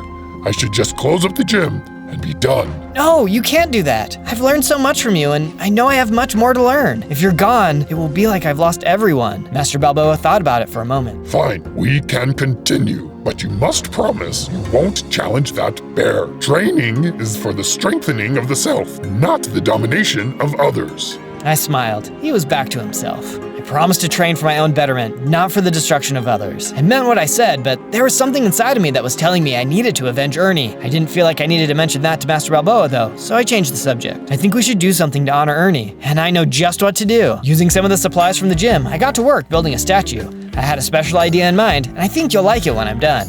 It wasn't too much longer, and the first part of the statue was complete. On days 32 to 35, I went to have a chat with Perry. Even if we weren't going to challenge the Buff Bear and his monkeys, we needed to be strong enough to defend ourselves. Perry said he was ready to begin training, and I decided it would be good to go and try to recruit more animals. I headed out into the land and soon came across an abandoned farm. I didn't see anyone, so I decided to go ahead and grab some of the nearby crops. As I was finishing up, I heard a cry in the distance. What was that? The sound got closer. That's when I saw a baby pig was under attack by a group of cougars. Help me, help me! I charged in, punching the cougars. Leave him alone! The cougars must have been so hungry, they didn't even pay attention to me. The poor little piggy was really in trouble. I took a few swings and soon, all of the cougars were gone. Hey there, buddy. Are you okay? Yes, but no. This was my family's farm. My family was captured and taken away by the henchmen of Buff Bear. I was next. Thank goodness you came along. Happy to help, but it's not safe out here. Please, come stay at my gym with me and my friends. You'll be much safer there. Pig was thrilled at this idea. Oh, and his name was Wilbur.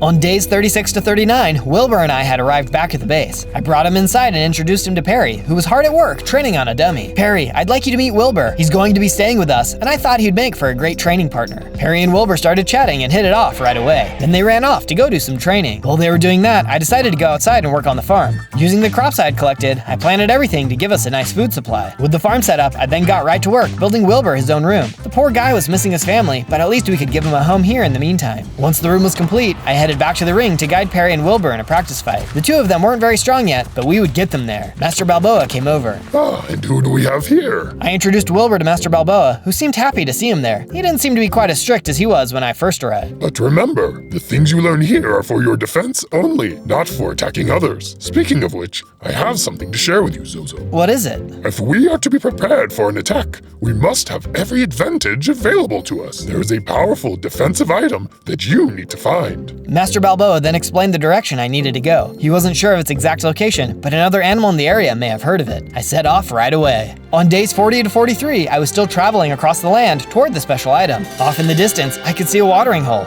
Oh, perfect, I could use a drink. As I got closer though, I was stopped by a gazelle. Hang on, you can't go over there. Why not? Don't you see that lion? He attacks anyone who tries to drink. He's a real jerk. A real jerk, huh? I've got a thing for getting rid of jerks. Well, if you can get rid of him, I'll give you something good. Sounds like a deal. Hang on a second. I hopped over to the lion. Without a word, he attacked. Wow, they weren't joking. You are a jerk. This guy was tough, but he had no training. His fighting style was messy, and he just tried to swing mindlessly at me. I bobbed and weaved, landing blows. He still got some hits in, but in the end, I managed to take him out. You did it. Wow, that was really impressive. Here, take this. The gazelle tossed out a specialized pickaxe. As I looked closer, I could see it was enchanted with efficiency and fortune. Whoa, this is a massive help. Thank you. I ran off and soon found a cave. I had to put this thing to use right away. As I explored the cave, I soon found what I was looking for. Diamonds. The perfect thing at a time like this. I'm going to be able to upgrade all of my gear. My pockets were soon full of diamonds, and I headed out to keep looking for the special item. On days 54 to 49, I was finishing up my diamond mining.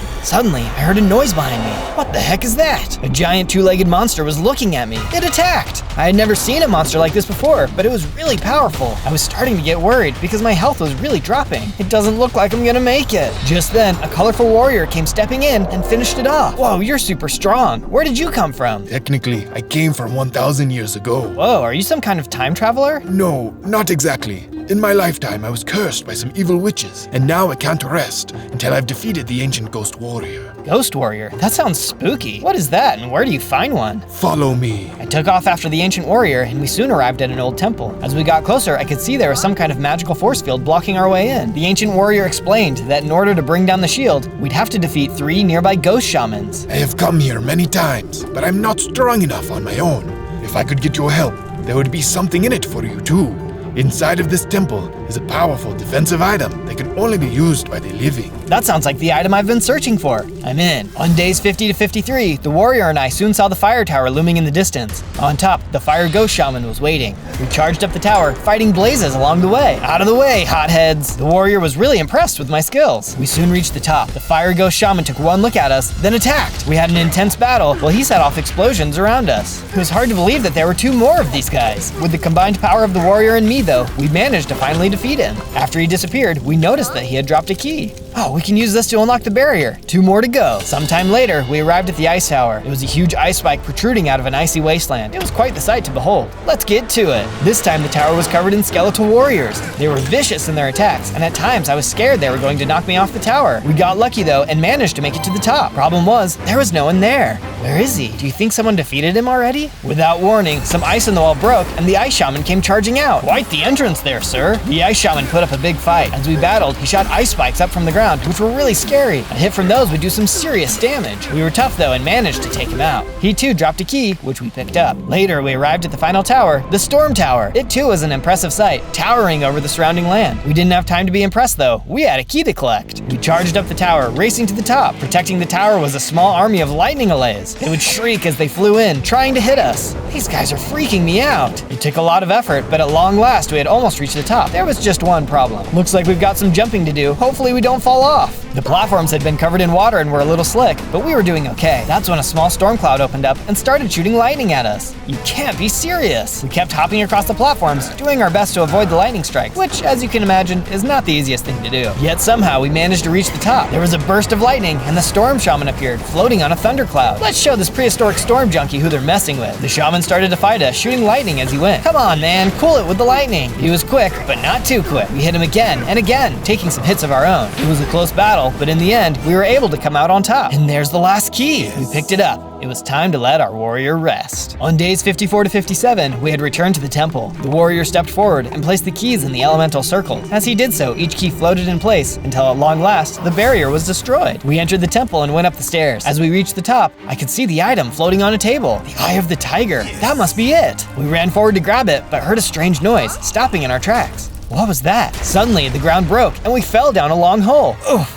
Where are we? Who dares enter my tomb? Sitting in front of us on a throne was the ancient ghost warrior. He was dressed in a tiger skin. There was no way I was going to get that item without defeating this guy. All right, Catman, let's dance. Ghost warrior charged. The battle was fierce and everyone was getting in some hard hits. The thing is though, we were winning. For an endless being, you aren't very tough. We landed a pretty heavy blow, which sent the ghost warrior running back to his throne. Feel the wrath of the elemental beings. Suddenly, a small force field appeared, and the 3 elemental shamans came running through the portals. These guys again? We can do this! It was hard enough fighting these guys one-on-one, but all 3 at once was a real challenge. Before, we had always outnumbered them, so this was a tough fight. Luckily, these reanimated warriors weren't as tough as the ones in the towers, as they didn't seem to be able to use their special attacks. Hang on, buddy, we can beat them! Slowly but surely, we were able to start taking them out. As one would fall, the force field would weaken, until finally, they were all gone. I will end this! The ghost warrior attacked us again, but it was clear we were too powerful. He tried his best, but soon, he was destroyed. Thank you for your help, Zozo. Please, go and claim the Eye of the Tiger. I will stay here and assume my final rest. You're a mighty warrior. Enjoy your afterlife. I ran up the stairs and grabbed the Eye of the Tiger off the pedestal. I don't know what exactly this does, but I guess I'll find out. As I went to exit the temple, I saw the warrior standing at the bottom of the temple steps. What are you doing here? I thought you were on your way to the afterlife. Well, I did too, but nothing happened. Did you get the item? I did, but I'm not sure what it does exactly. You will never leave this place! The ghost warrior had reappeared at the top of the stairs and came charging at me. He hit me super hard, but I immediately responded with an even stronger counterattack, knocking him out in one hit. Whoa, what was that? It was the item. It lets you deliver a powerful blow, but only if you take a powerful hit yourself. Interesting. Say, if you're not going to be disappearing anytime soon, why don't you join me on my quest? I've got nothing else to do. Sounds great. Awesome. By the way, what's your name? I bet it's something really cool and ancient sounding. Tim. Tim? Like short for Timothy? That is correct. Okay, well, that's still cool. Let's go. On days 58 to 62, Tim and I arrived back at the base. I headed straight to Master Balboa to tell him about the item I had found. That is most impressive, Zozo. I'm so happy that you made it back in one piece. Master Balboa let out a cough. That didn't sound so good, but I didn't want to press him. He was also looking a little shaky. With Tim at the base, I needed to make sure he had a place to stay. I wasn't sure if undead, timeless ancient warriors needed to sleep or not, but I did my best to make him a comfortable place. At the very least, he could just enjoy the feng shui. Tim then called me over to him and told me that his 1,000 years of life came with some training tips. Following his instructions, I made some improvements to the gym. These are really going to help us out. With Tim all set up, I then headed over to the crafting table to make use of all the diamonds I had found. It had been something of a miracle that I was able to win all the battles I did using subpar armor. Soon, I had everything upgraded and was ready for my next fight. On days 63 to 66, I decided to get some more work done on Ernie's statue. I had gotten a decent amount done when I heard a noise coming from the base. As I looked, I saw the base was under attack by the monkeys. And this time, it wasn't a dream. You scumbags, get back! I started to fight off the monkeys, taking a lot of them out. Buff Bear was strong, but his students weren't. He must not be a very good teacher. I then hurried and ran inside the gym, where there was a pack of monkeys attacking Master Balboa. Get away from him! Master Balboa was holding his own, but I could tell he was eventually going to be overrun. I helped fight off the monkeys until only the henchman monkey was left. You may have defeated our little army, but as long as you keep training and getting more members of your gym, we'll keep giving you these little visits. Enough is enough. We will never give up. Tell your boss this is an official challenge. I challenge him to a fight to the death. Oh, okay, pal. Your funeral. The monkey turned and ran off. I ran over to Master Balboa. He wasn't looking so good.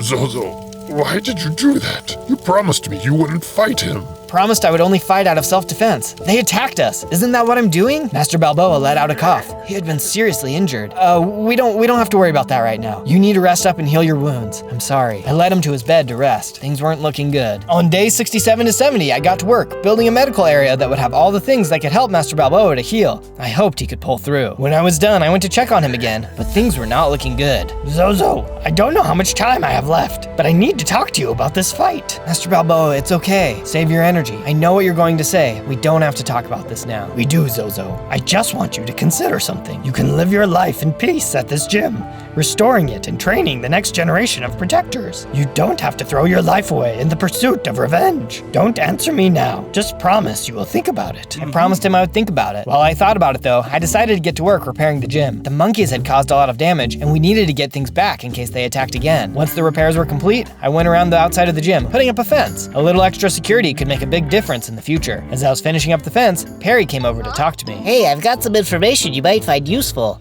I know where you can find that monkey. Oh, do you? Because I wouldn't mind having a little chat with him. There's a club nearby that he likes to hang out at. I'll tell you the way.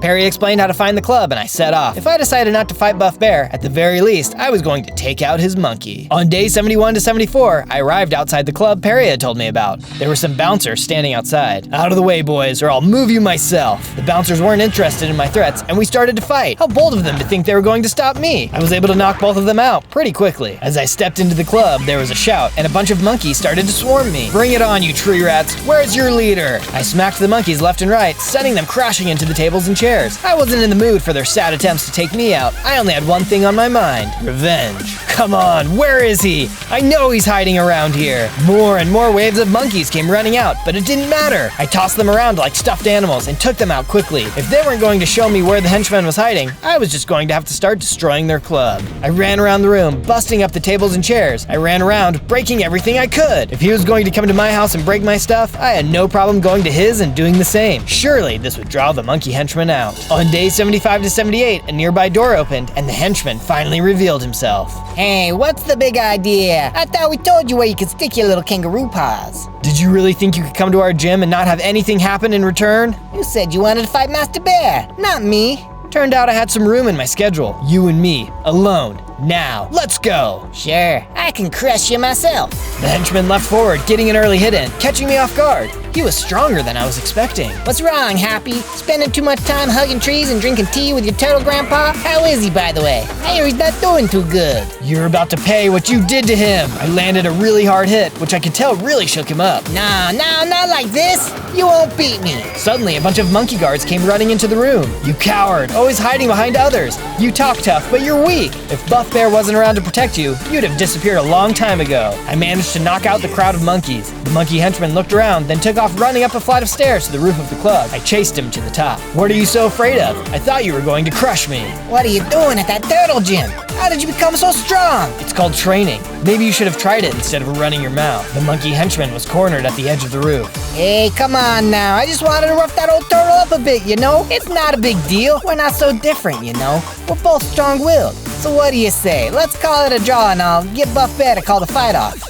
No, I punched him so hard he flew over the edge, disappearing into the night. I had no more time for slimy monkeys. As I ran down the stairs, I noticed there was a note on the monkey's desk. I picked it up and took a look. Do not worry about Zozo. Even if it comes to a fight between me and him, I have a man on the inside. We will poison Zozo before the fight and ensure my victory. This must be from Buff Bear, but a man on the inside? I'll have to keep an eye out. On day 79 to 84, I arrived back at the base. As I got closer, Perry came running out. Zozo, come quick. Master Balboa has been asking for you. I think this is the end. I hurried inside and saw Master Balboa was looking even worse than before. He looked like he didn't have much time left. Zozo, my end is near, but I needed to speak with you.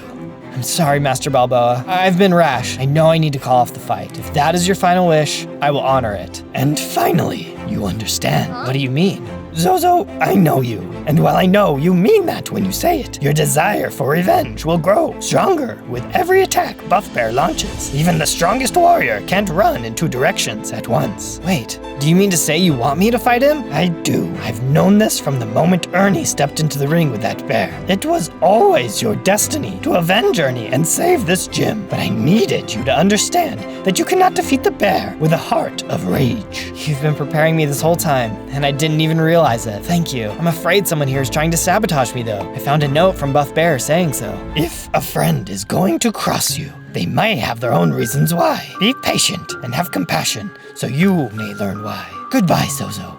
I will be with you. Master Balboa turned to his side and vanished. I couldn't believe he was gone. Suddenly, there were some blinking lights as experience poured in on me, leveling me up into an even bigger kangaroo with more hearts. Master Balboa's final gift. I won't let him down. As a show of my gratitude, I headed outside to do some work on the statue. There was something new I felt I should add. Now that Master Balboa was gone, it might not look like much, but soon enough, it will be something great. On days 85 to 89, I walked around the gym, visiting with each of the new friends I had made. Each of them had a piece of advice for me. Tim spoke of speed in the fight, using fast movements to evade the enemy's attack in order to land my own. Harry showed me what he had learned about his tail and shared with me a secret he had discovered that allowed him to hit twice as hard with it. Wilbur spoke to me about the power of perseverance. Sometimes things get hard in the fight, but by keeping your head down and continuing to fight, you will always make it through. As Wilbur was explaining, Perry came over. He had a note from Buff Bear. Greetings, Zozo. I accept your challenge and I will meet you in the arena in a few days. Best get ready soon. As I read the note, I noticed Wilbur was acting a little funny. I'd have to keep an eye on him over the next few days. On days 90 to 94, I woke up and decided it was time to make my final preparations.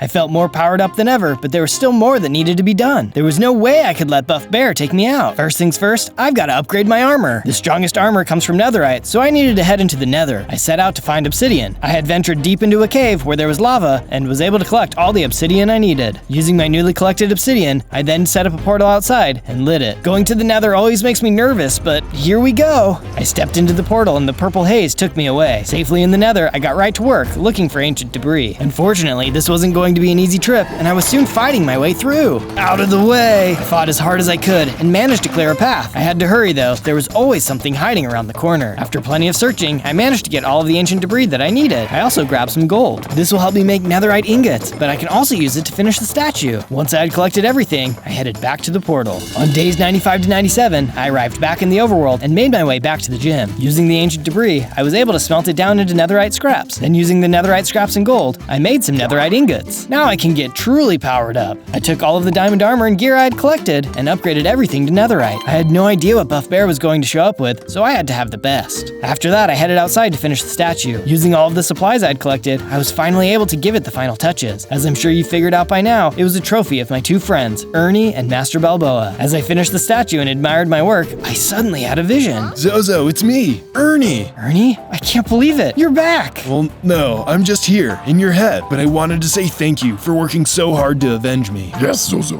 we won't see you there, but we will be supporting you. We know you can win. Thanks, guys. I was starting to feel a bit lonely, but I feel much better now, especially since someone is going to try and poison me. Zozo, remember, they may have their reasons, so meet them with compassion, not anger. I nodded as the two of them vanished away. I'll do whatever it takes to win! On day 98, I woke up to the sound of a knock at my door. It was Wilbur. Hello, Zozo. I thought you could use a pick-me-up before your fight. I made this for you. Wilbur seemed really nervous as he passed the drink over to me. As I took a closer look at the drink, I could very clearly see that it had poison in it. It was labeled. Before I could say anything, though, Wilbur piped up. Zozo, wait. Don't drink that. It's poisoned. Yeah, I saw that. Wilbur, what's going on? I'm sorry for trying to poison you. Buff Bear is blackmailing me. He knows something about me and threatened to tell everyone if I didn't help him. What do you mean? What could be so bad that you would poison your friend? The truth is that I love clean water. Bathing in mud is so gross. But if anyone found out, especially the other pigs, I would be ridiculed until the day I become a pork chop. Please don't tell anyone, and please forgive me. The advice of Master Balboa repeated in my head. It's okay, Wilbur. I forgive you. And don't worry, if anyone ever gives you a problem about liking clean water,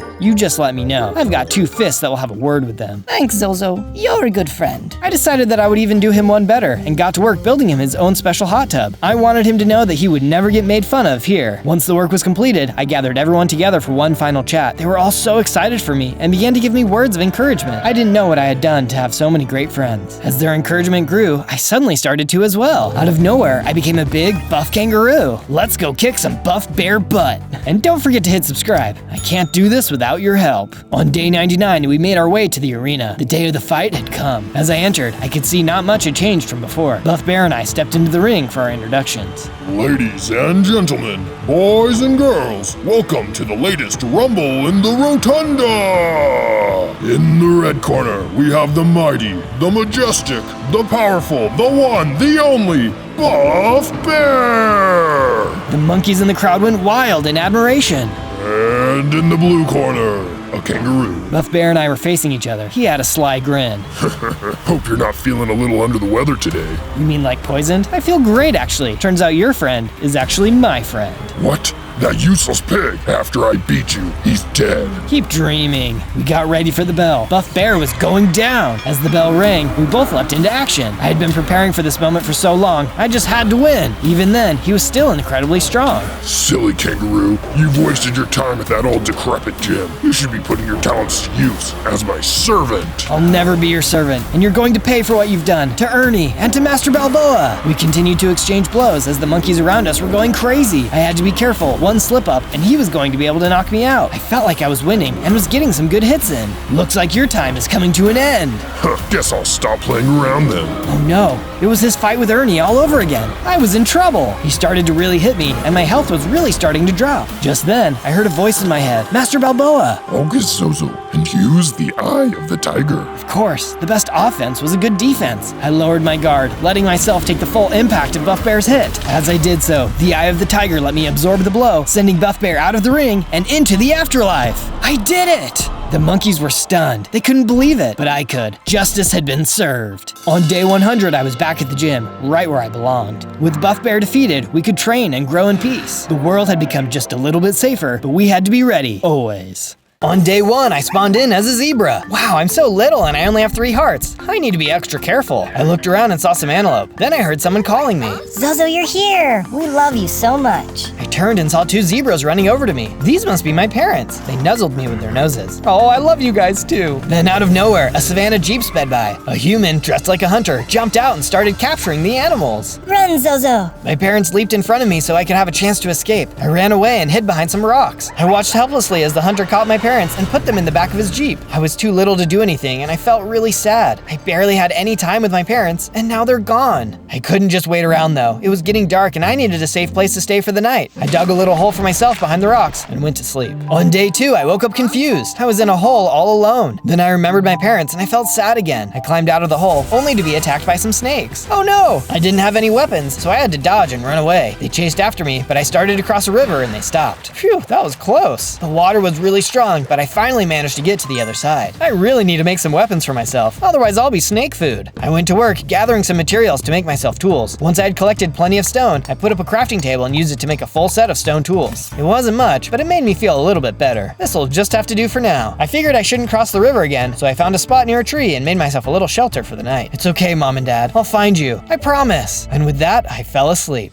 On day 3, I woke up feeling hopeful. I knew I could find my parents. I just needed a little bit of help. I'm sure someone knew where the hunter kept the animals he captured. I set out across the savannah when I noticed a baboon getting attacked by a boar. Someone help me! The baboon screamed and tried to run away, but the boar was too much for him. I'll help you! I jumped into action, distracting the boar while the baboon attacked. We managed to defeat him, and we jumped for joy. Not bad for the little guys. Hey, I'm Zozo. What's your name? I'm Barry. Thanks for saving my life. I owe you one. No problem. Hey, do you know where I can find the hunter that keeps trapping animals? He got my parents, and I could use some help getting them out. I can try. The hunter caught my family too. I followed him to his base, but it's basically impossible to get inside. Maybe we can do it together? Sounds like a plan. But first, we should rest up. You can come live at my hut with me if you want. It'll be safe there. That sounds great. Barry and I headed back to my house and I made him a little hut right next to mine. It was small, but it was better than living in a hole. Good night, Barry. Good night, Zozo. On days 4 to 5, Barry and I made some adjustments. We set up a perimeter to our base and made our huts a little bit bigger. We also found some seeds so we could plant some food. It was actually starting to feel a little bit more like a home. Let's go hunt a hunter. Barry tried to look scary as he said it, but it sounded a little silly. Too much? Yeah, too much. He shrugged and we headed out. We passed through the desert and made our way further into the jungle. We crouched down as we approached the hunter's fort. It was huge, but I didn't see any guards. Just then, a bunch of baboons came running toward us. At first we thought they were going to be friendly, but then they started to attack us. Oh no, Barry, we need to run! We ran as fast as we could and eventually the baboons stopped chasing us. Why were those baboons attacking us? We're not the bad guys. I think the hunter can control the animals somehow. He wants us to be his servants. That's terrible. Were any of those baboons your family? No, I didn't recognize them. them. My family must be inside somewhere. We started to head home so we could reassess our situation when we saw a human up ahead. Oh no, it's another human. He's probably working with the hunter. We started to run away, but he called out to us. Hello, friends. No need to run. All I want is to take your picture. He held up his camera. He seemed harmless enough and he approached us slowly. My name is Patrick. Could I perhaps stay with you so I can get some good shots? Sure. You'll be safer with us than out by yourself. Maybe you can help us get our families back from the hunter. Patrick took our picture. I would be happy to help you. The more animals, the more pictures. Then he showed us one of his pictures. We went home and helped Patrick to build a little house for himself. He seemed to really love it and took pictures of everything. Eventually, we all got tired and went to sleep. On days 6 to 8, I woke up to Patrick taking pictures of me. Beautiful. Even when you are drooling, you look great. He printed out the picture on his Polaroid. Here, take a look. I looked at the picture. It had me drooling, along with some weird symbols underneath. Huh. Maybe it's a weird human thing. Patrick left to go take pictures of the rocks when Barry walked in. I don't know if we can do this, Barry. We are just a small zebra, a baboon, and a very odd human. We are going to need a lot more help in order to free our families. I think I know someone who could help. It'll take a little while to get there, but he's our best shot. All right, let's go. We headed out, leaving Patrick to keep watch of the base. We made our way across the savannah. It was really hot, but we finally made it to an oasis with a watering hole and trees. There were elephants everywhere. He's over there. He doesn't like strangers. Let me talk to him first. Barry turned toward a large tree where an elephant was sitting on a rug. Barry walked over and chatted with him for a minute before waving me over. Welcome, my young friend. What is it you seek? We want to rescue our families from the hunter. He has captured a lot of innocent animals, and he needs to be stopped. The elephant nodded. Yes, I know the perfect artifact that will help you. It is a necklace with the tooth of a lion. It has been lost, but rumor has it that it is buried at the base of a secret underground waterfall. Find the waterfall, and you'll find your necklace. How is a necklace going to help us? Yes, it has the power to give you the strength of 10 men, or in your case, zebras. Oh wow, thanks so much. Barry and I were much happier as we went home. We could finally defeat the hunter. On days 9 to 10, we arrived back at the base. Patrick was taking pictures of some hippos he had befriended. Wow, what magnificent creatures. We talked to the hippos and found out that the hunter had taken some of their family too. We offered to make them a little enclosure in our base. After finishing up, they were very happy and thanked us for taking them in. I went out to go gather some materials and maybe locate the waterfall. I went back to the river because maybe the waterfall was close by. I crossed the river and saw the snakes that I had met before. Get back, you noodles! I smacked them and was able to defeat all of them. I really have gotten stronger. Maybe it won't be so hard to beat the hunter after all. On days 11 to 12, I kept exploring. I found a rock formation and inside of it was a cavern. I found some more materials and decided to go a little bit deeper. As I went down further, I was suddenly attacked by some nasty spiders. Ugh, gross, none of that! I got a few hits in, but I defeated them all pretty quickly. It was then that I felt a surge of power and I transformed into a bigger zebra. Whoa, I feel amazing. I feel like I can take on anything. I continued down the cavern, hoping to find the waterfall, but there was nothing. I felt sad about that, but at least I'm stronger now. I made my way out of the cavern and headed back to the base. On days 13 to 15, I was making my way back to the base when the hunter drove by in his Jeep.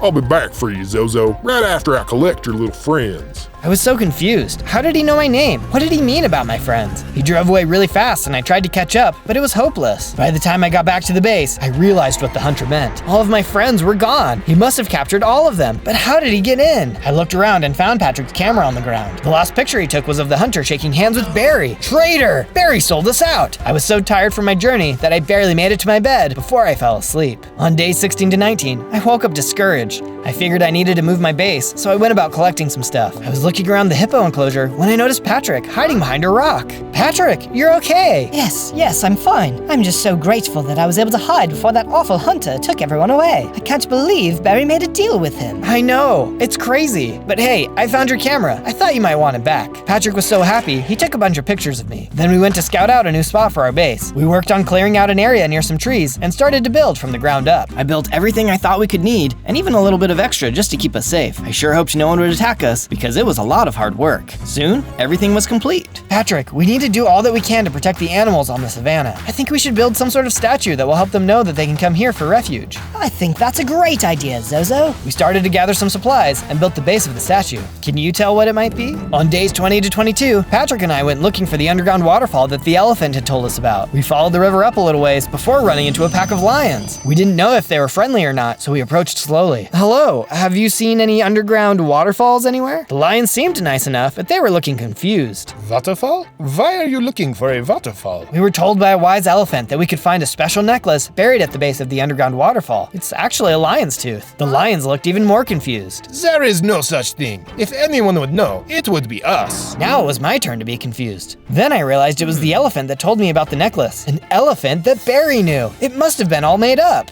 Come on, Patrick, we need to go find that elephant and see what he actually knows. Patrick finished taking pictures of the lions, and we headed to the oasis. Once we arrived, we noticed that all of the elephants were gone. Oh no, what are we going to do? I think I actually hear something over there. Patrick pointed to a large rock formation, and sure enough, an elephant was hiding. It was the elephant we had talked to before. Hey you, we need some answers. The elephant trembled. He actually looked pretty scared. Please don't hurt me. My family was captured by that awful hunter. Barry told me if I lied to you, the elephants would be safe. He's a traitor. The elephant looked really shaken up. I felt bad for him. I understand how you feel. Barry betrayed us too, and now the hunter has our friends and my parents. But if you come with us, you can have a safe home at our base. The elephant perked up. Oh, thank you. I would love to come with you. Of course. I don't think I know your name though. I'm Zozo. I'm Neville. Nice to meet you, Neville. We'll take care of you. We headed back to the base and made it home just in time for the sun to set. On days 23 to 26, I went to make some improvements to our base. I added some new fencing, a large garden, and fixed up a place for the elephant to stay. He seemed pretty happy about it, but I was feeling a little discouraged. What's wrong, Zozo? You've done a great job with the base. No way anyone is going to get inside. It's not that. I'm just upset that the lion's tooth necklace isn't real. It was my only hope to get my parents and friends back.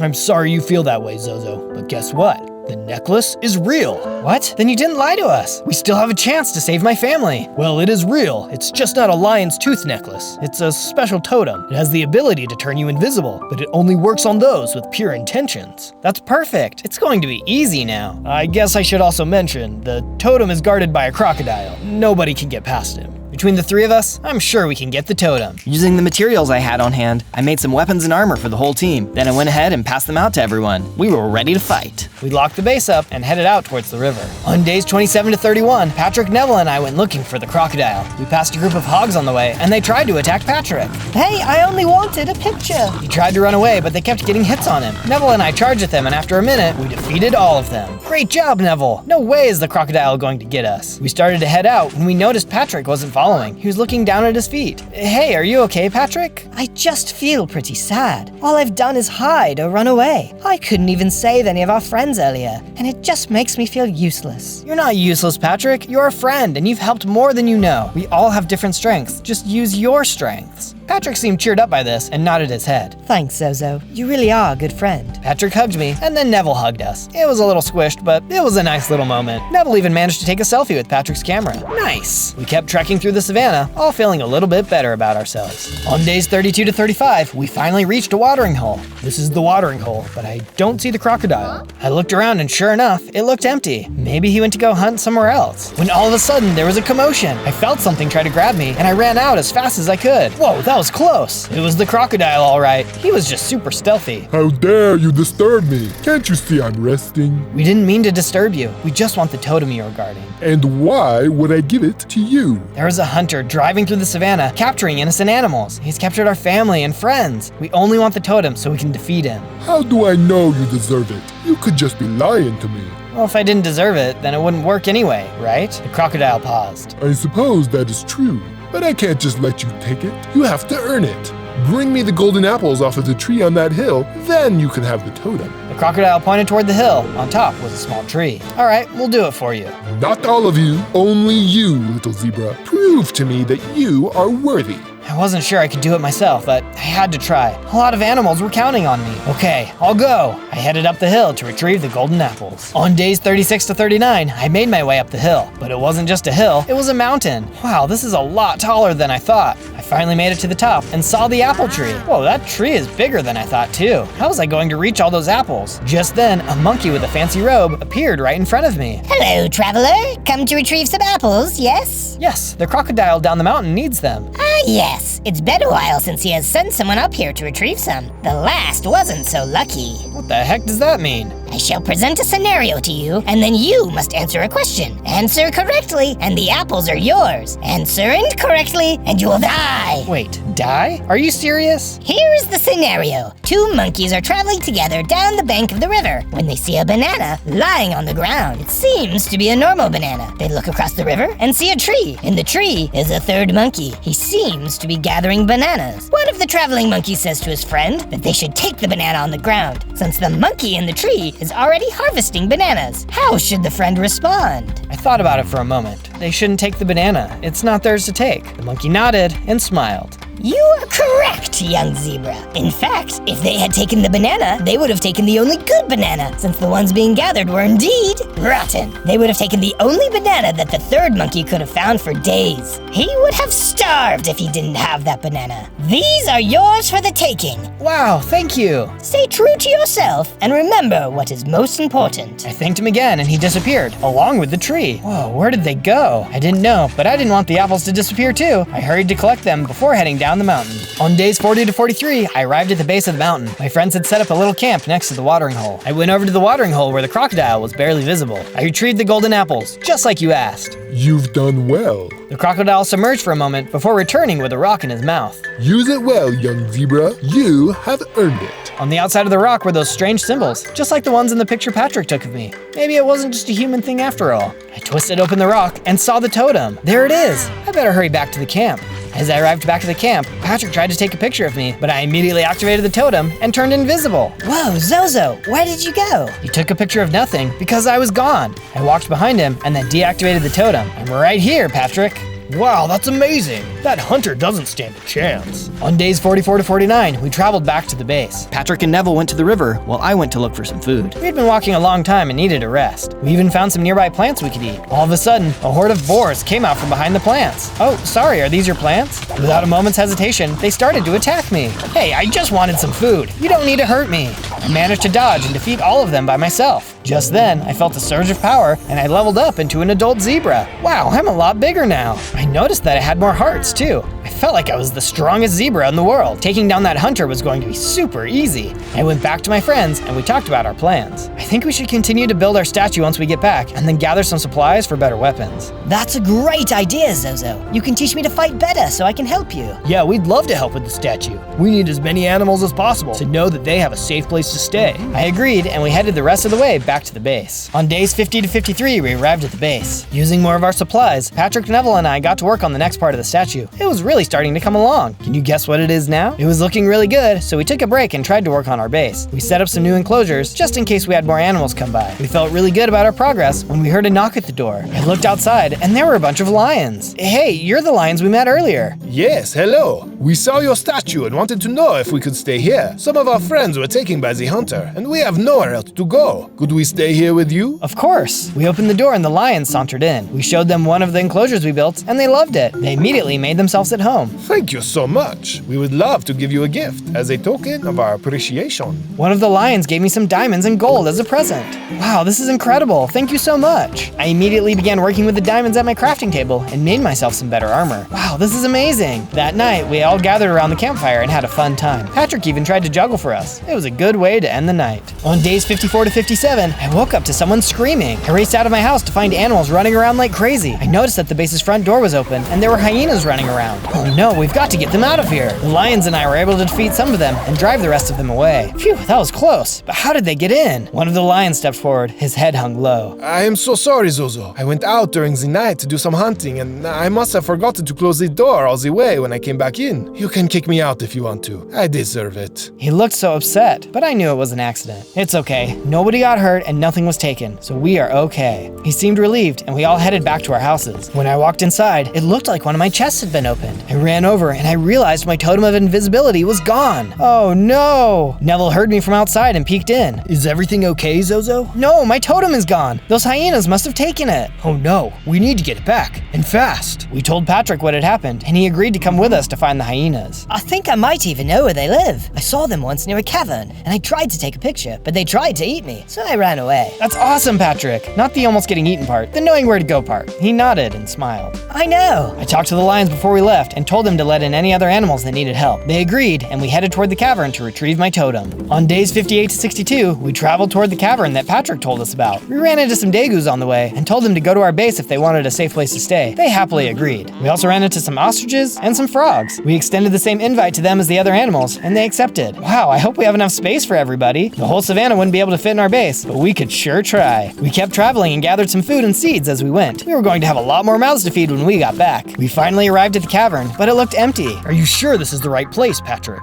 Yes, see, look. I picked up something off the ground in the middle of some tall grass. This is the lens that I dropped before. I was too scared to come back for it, so I just left it. We continued into the cavern, which eventually turned into a large underground cave. We peered over a rock and saw the hyenas down below. There were a ton of them. Some of them were just lounging around, but some were fighting over something. I took a closer look and realized it was my totem. Hey, they have my totem! I whispered to my friends and motioned toward the group of hyenas. There are so many of them. How are we ever going to get your totem back? I thought for a minute and then came up with a plan. I whispered it to my friends and we got into our positions. 1, 2, 3, now! Patrick started flashing his camera from the opening of the tunnel. The hyenas all saw the lights and went running towards Patrick. He hurried and hid behind a rock by the opening as all the hyenas came rushing out. Neville came out from behind his rock and tried to roll a large stone in front of the entryway. I ran out from behind my rock and went down to grab the totem that the hyenas had dropped in the chaos. Got it! I ran up to see Neville struggling with the rock. The hyenas were trying to push it back open. Zozo, can you turn us invisible? Then we can sneak out. There's too many of them. Even if we're invisible, they'll bump into us and find us. Go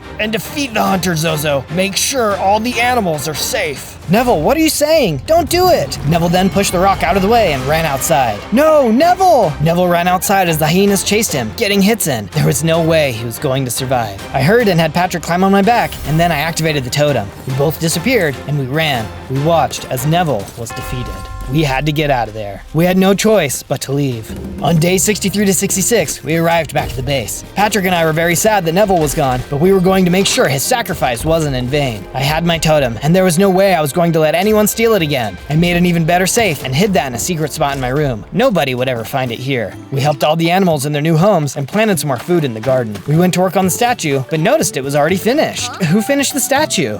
We did. The lions came up to me and all bowed at my feet. We owe you our lives, young zebra. We hope you accept our work on your statue as a way to show our gratitude. Wow, it's not every day that the king of the savannah bows to you. Thank you, but I'm not the true hero. Neville sacrificed himself so that I could get the totem back. You should be honoring him. Then we shall honor our fallen friend and build a statue of him as well. We all worked together and made a statue of Neville standing on the landing of our other statue. He was raising his trunk in triumph. It was perfect, and I knew Neville would have liked it. On day 67 to 70, I woke up to Patrick taking pictures of me again. Wonderful. Patrick, not now. I'm trying to sleep. Sorry, but I had a thought, Zozo. What if the totem gets stolen again? Or even lost while we are inside the base? We definitely need a backup plan. We should scout out the base, just in case. That's a really good idea, Patrick. Perfect. I'll meet you outside. Don't forget your totem, just in case. He left, and I looked toward my safe. I actually felt safer with it here, so I didn't bring it. I would tell him later. We gathered the animals to let them know we were leaving. We told them that if any animals came by, they were more than welcome to stay, unless they were hyenas. And don't forget to shut the door all the way. One of the lions looked away in embarrassment, but he understood. All right, we will be back in time to make some final preparations. Then we will get our friends and families back. Everyone cheered to that, and we took off. On the way there, Patrick took some pictures while I gathered some seeds. We also ran into some small monkeys. We told them where our base was, and they started to head that way. It felt good to know that we were helping. On days 71 to 74, Patrick and I snuck around to the same spot where Barry and I had been earlier. We looked around the base, and it seemed bigger than the last time. I can't believe it. I looked where Patrick was looking, and I saw Barry. It looked like he had gotten bigger. There were other baboons there, and Barry seemed to be bossing them around. He sold us out so he could be the boss of the baboons? Well, I guess so. I still couldn't believe it. Barry had been my friend, and he seemed genuinely interested in helping me. Hey, Zozo, I'm glad you are my friend. Thanks, Patrick. Where did that come from? I was just thinking, and you've been really awesome to me. Just wanted to thank you for everything you've done. Then Patrick hugged me. Thanks, Patrick. All of a sudden, we were surrounded by baboons. How did I not even notice?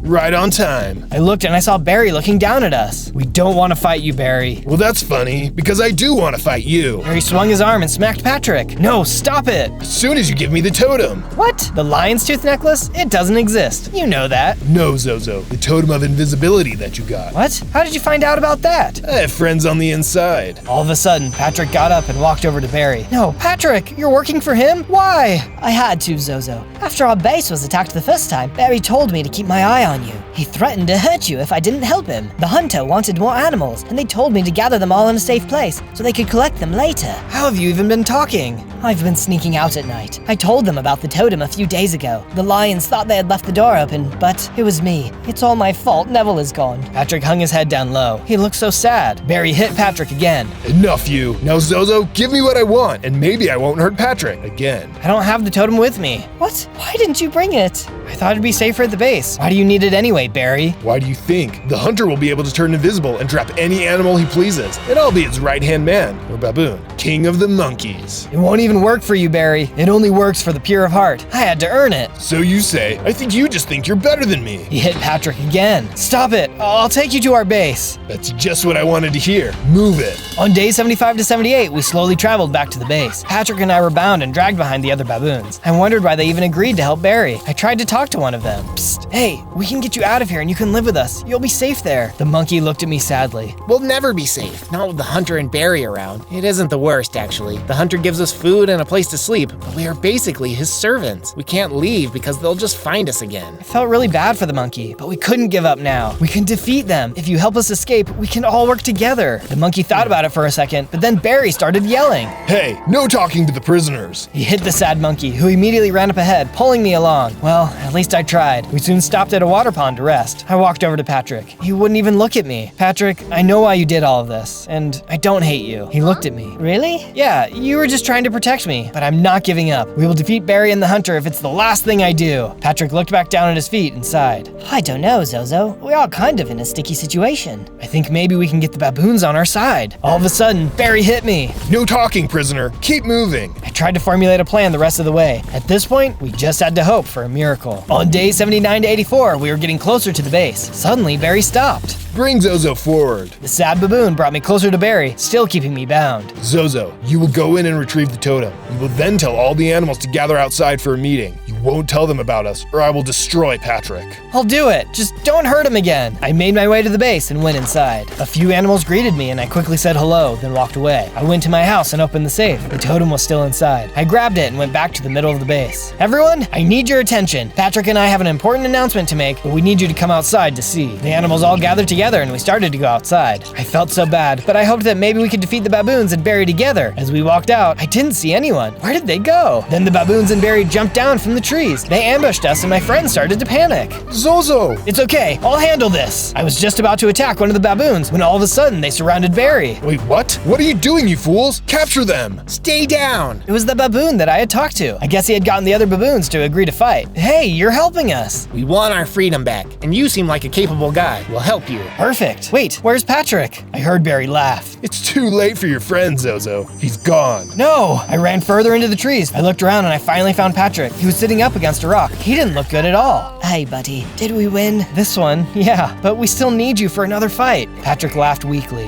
I'll try my hardest, but I'll need some help. Of course. I helped him up and let him ride on my back as we slowly made our way back to the base. We got back to the clearing, but we didn't see Barry anywhere. Where's Barry? The animals all looked at each other. I thought you were watching him. Me? I don't even know who that guy is. The animals all grumbled and pointed at each other. I shook my head. It doesn't matter. He's gone now. Wait, look! Barry had gone into our base. On days 85 to 89, I chased after Barry. He had some flint and steel and was going to light our base on fire. Barry, stop! This is crazy! You can't stop me, Zozo. I'm going to be king of the monkeys if it's the last thing I do. Strange. That's what I was thinking earlier, but about my friends. Barry, stop. It isn't too late for you to change. Why would you want to be king of the monkeys when you can be a friend to all animals? You sound like a hippie. What's a hippie? Never mind. I'm done talking. Barry set the side of the ostrich enclosure on fire when all of a sudden a big splash of water rained down on him, extinguishing the fire. I looked up and saw the water had come from the trunk of the Neville statue. We added a water feature while you were gone. One of the lions was pressing a button on the side of the wall. What absolutely perfect timing. I walked towards Barry. This is your last chance, Barry. Come join us, or I'll have to defeat you. He looked so angry.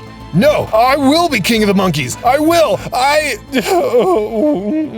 All of a sudden, he slumped down and started to cry. I stood there, shocked. I don't want to be king of the monkeys. Honestly, I just wanted some friends. Well, to be fair, you have a weird way of showing it. I still didn't trust him completely, but I helped him up. It's okay, Barry. You have a home here. On days 90 to 94, Barry moved back in. Some of the animals weren't too happy about it, but he tried his hardest to make it up to them. He made some cool improvements to people's houses, the base, and even helped Patrick. He seemed to really feel bad about what he had done, but he was making it better. Later, he came up to me. Zozo, I need to tell you something about the hunter's base. Okay, what is it? I know a secret way I can sneak into his base around the side. Oh, awesome! So you can open the door. It's not that simple. The controls for the gate are in his private room. Ah, I see. I thought for a moment. You need to go back and pretend to still work with him. You need to betray him now. What if he catches me while I'm trying to do this? He won't. I'll be sure to protect you. Okay, I trust you, Zozo. On days 95 to 97, we all made our preparations. We forged armor and swords for everyone, just in case. No, Zozo, I'm too weak still. I need to stay here. But Patrick, I need you. We've come this far together, and I need you there with me. He can ride on my back. One of the lions bowed to Patrick. I shall carry you, and I will promise your safety, good friend. Patrick agreed. I'm proud of all of you. Today, we are going to rescue our families and our friends. The savannah will be free again. Everyone cheered, and we headed out to the hunter's base. On day 98, we arrived at the hunter's base. It looked the same as usual, which was good. Barry came up to me. All right, Barry, this is your cue. He looked nervous. It'll be fine. You remember the signal, right? He nodded. Thanks, Zozo. You're a good friend. He headed toward the side of the base and disappeared around the corner. We waited a few minutes, and then we heard a loud monkey call. That was our signal to go. Then we saw the front gate start to open. Good job, Barry. We charged through the front gate and into the courtyard as we started looking around. I even saw my parents. Zozo! Mom, Dad, we're here to rescue you. My friends started working on getting the cages open while I headed upstairs. On day 99, I found the lair of the hunter. He had all sorts of animal pelts all over the place and even more guns. Sheesh, this place gave me the creeps. I knew we would meet again, young zebra. I turned around, ready to attack. The hunter was there, but he was holding Barry hostage. Give me my friend back, Hunter. Oh, you mean this traitor? I don't think so. I think instead I'll just add him to my collection.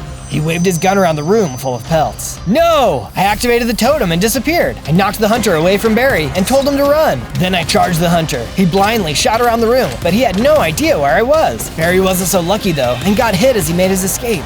That's a cheap move, zebra. Disappearing so I can't see ya. Says the guy who captures animals and then enslaves them. He got a few lucky shots in, but I was able to deliver the final blow. I unequipped the totem and ran over to Barry. He had been hit and he looked pretty bad. Oh no, Barry, I'm so sorry. I promised I would keep you safe. It's okay, Zozo. I did what I needed to do. Thanks for being my friend. Barry put his head down and was gone. He had made many mistakes, but in the end, chose to do the right thing. On day 100, I felt a surge of power and I leveled up into a large adult zebra. I was stronger than ever and knew that from now on, I could protect all of the animals in the savannah. My friends had figured out how to open the cage doors, freeing all of the animals from the hunter's base. I was finally able to talk to my parents. It was a beautiful reunion. We were all free at last. If you want to see what I'll do next, don't forget to subscribe and like this video. Thanks for watching.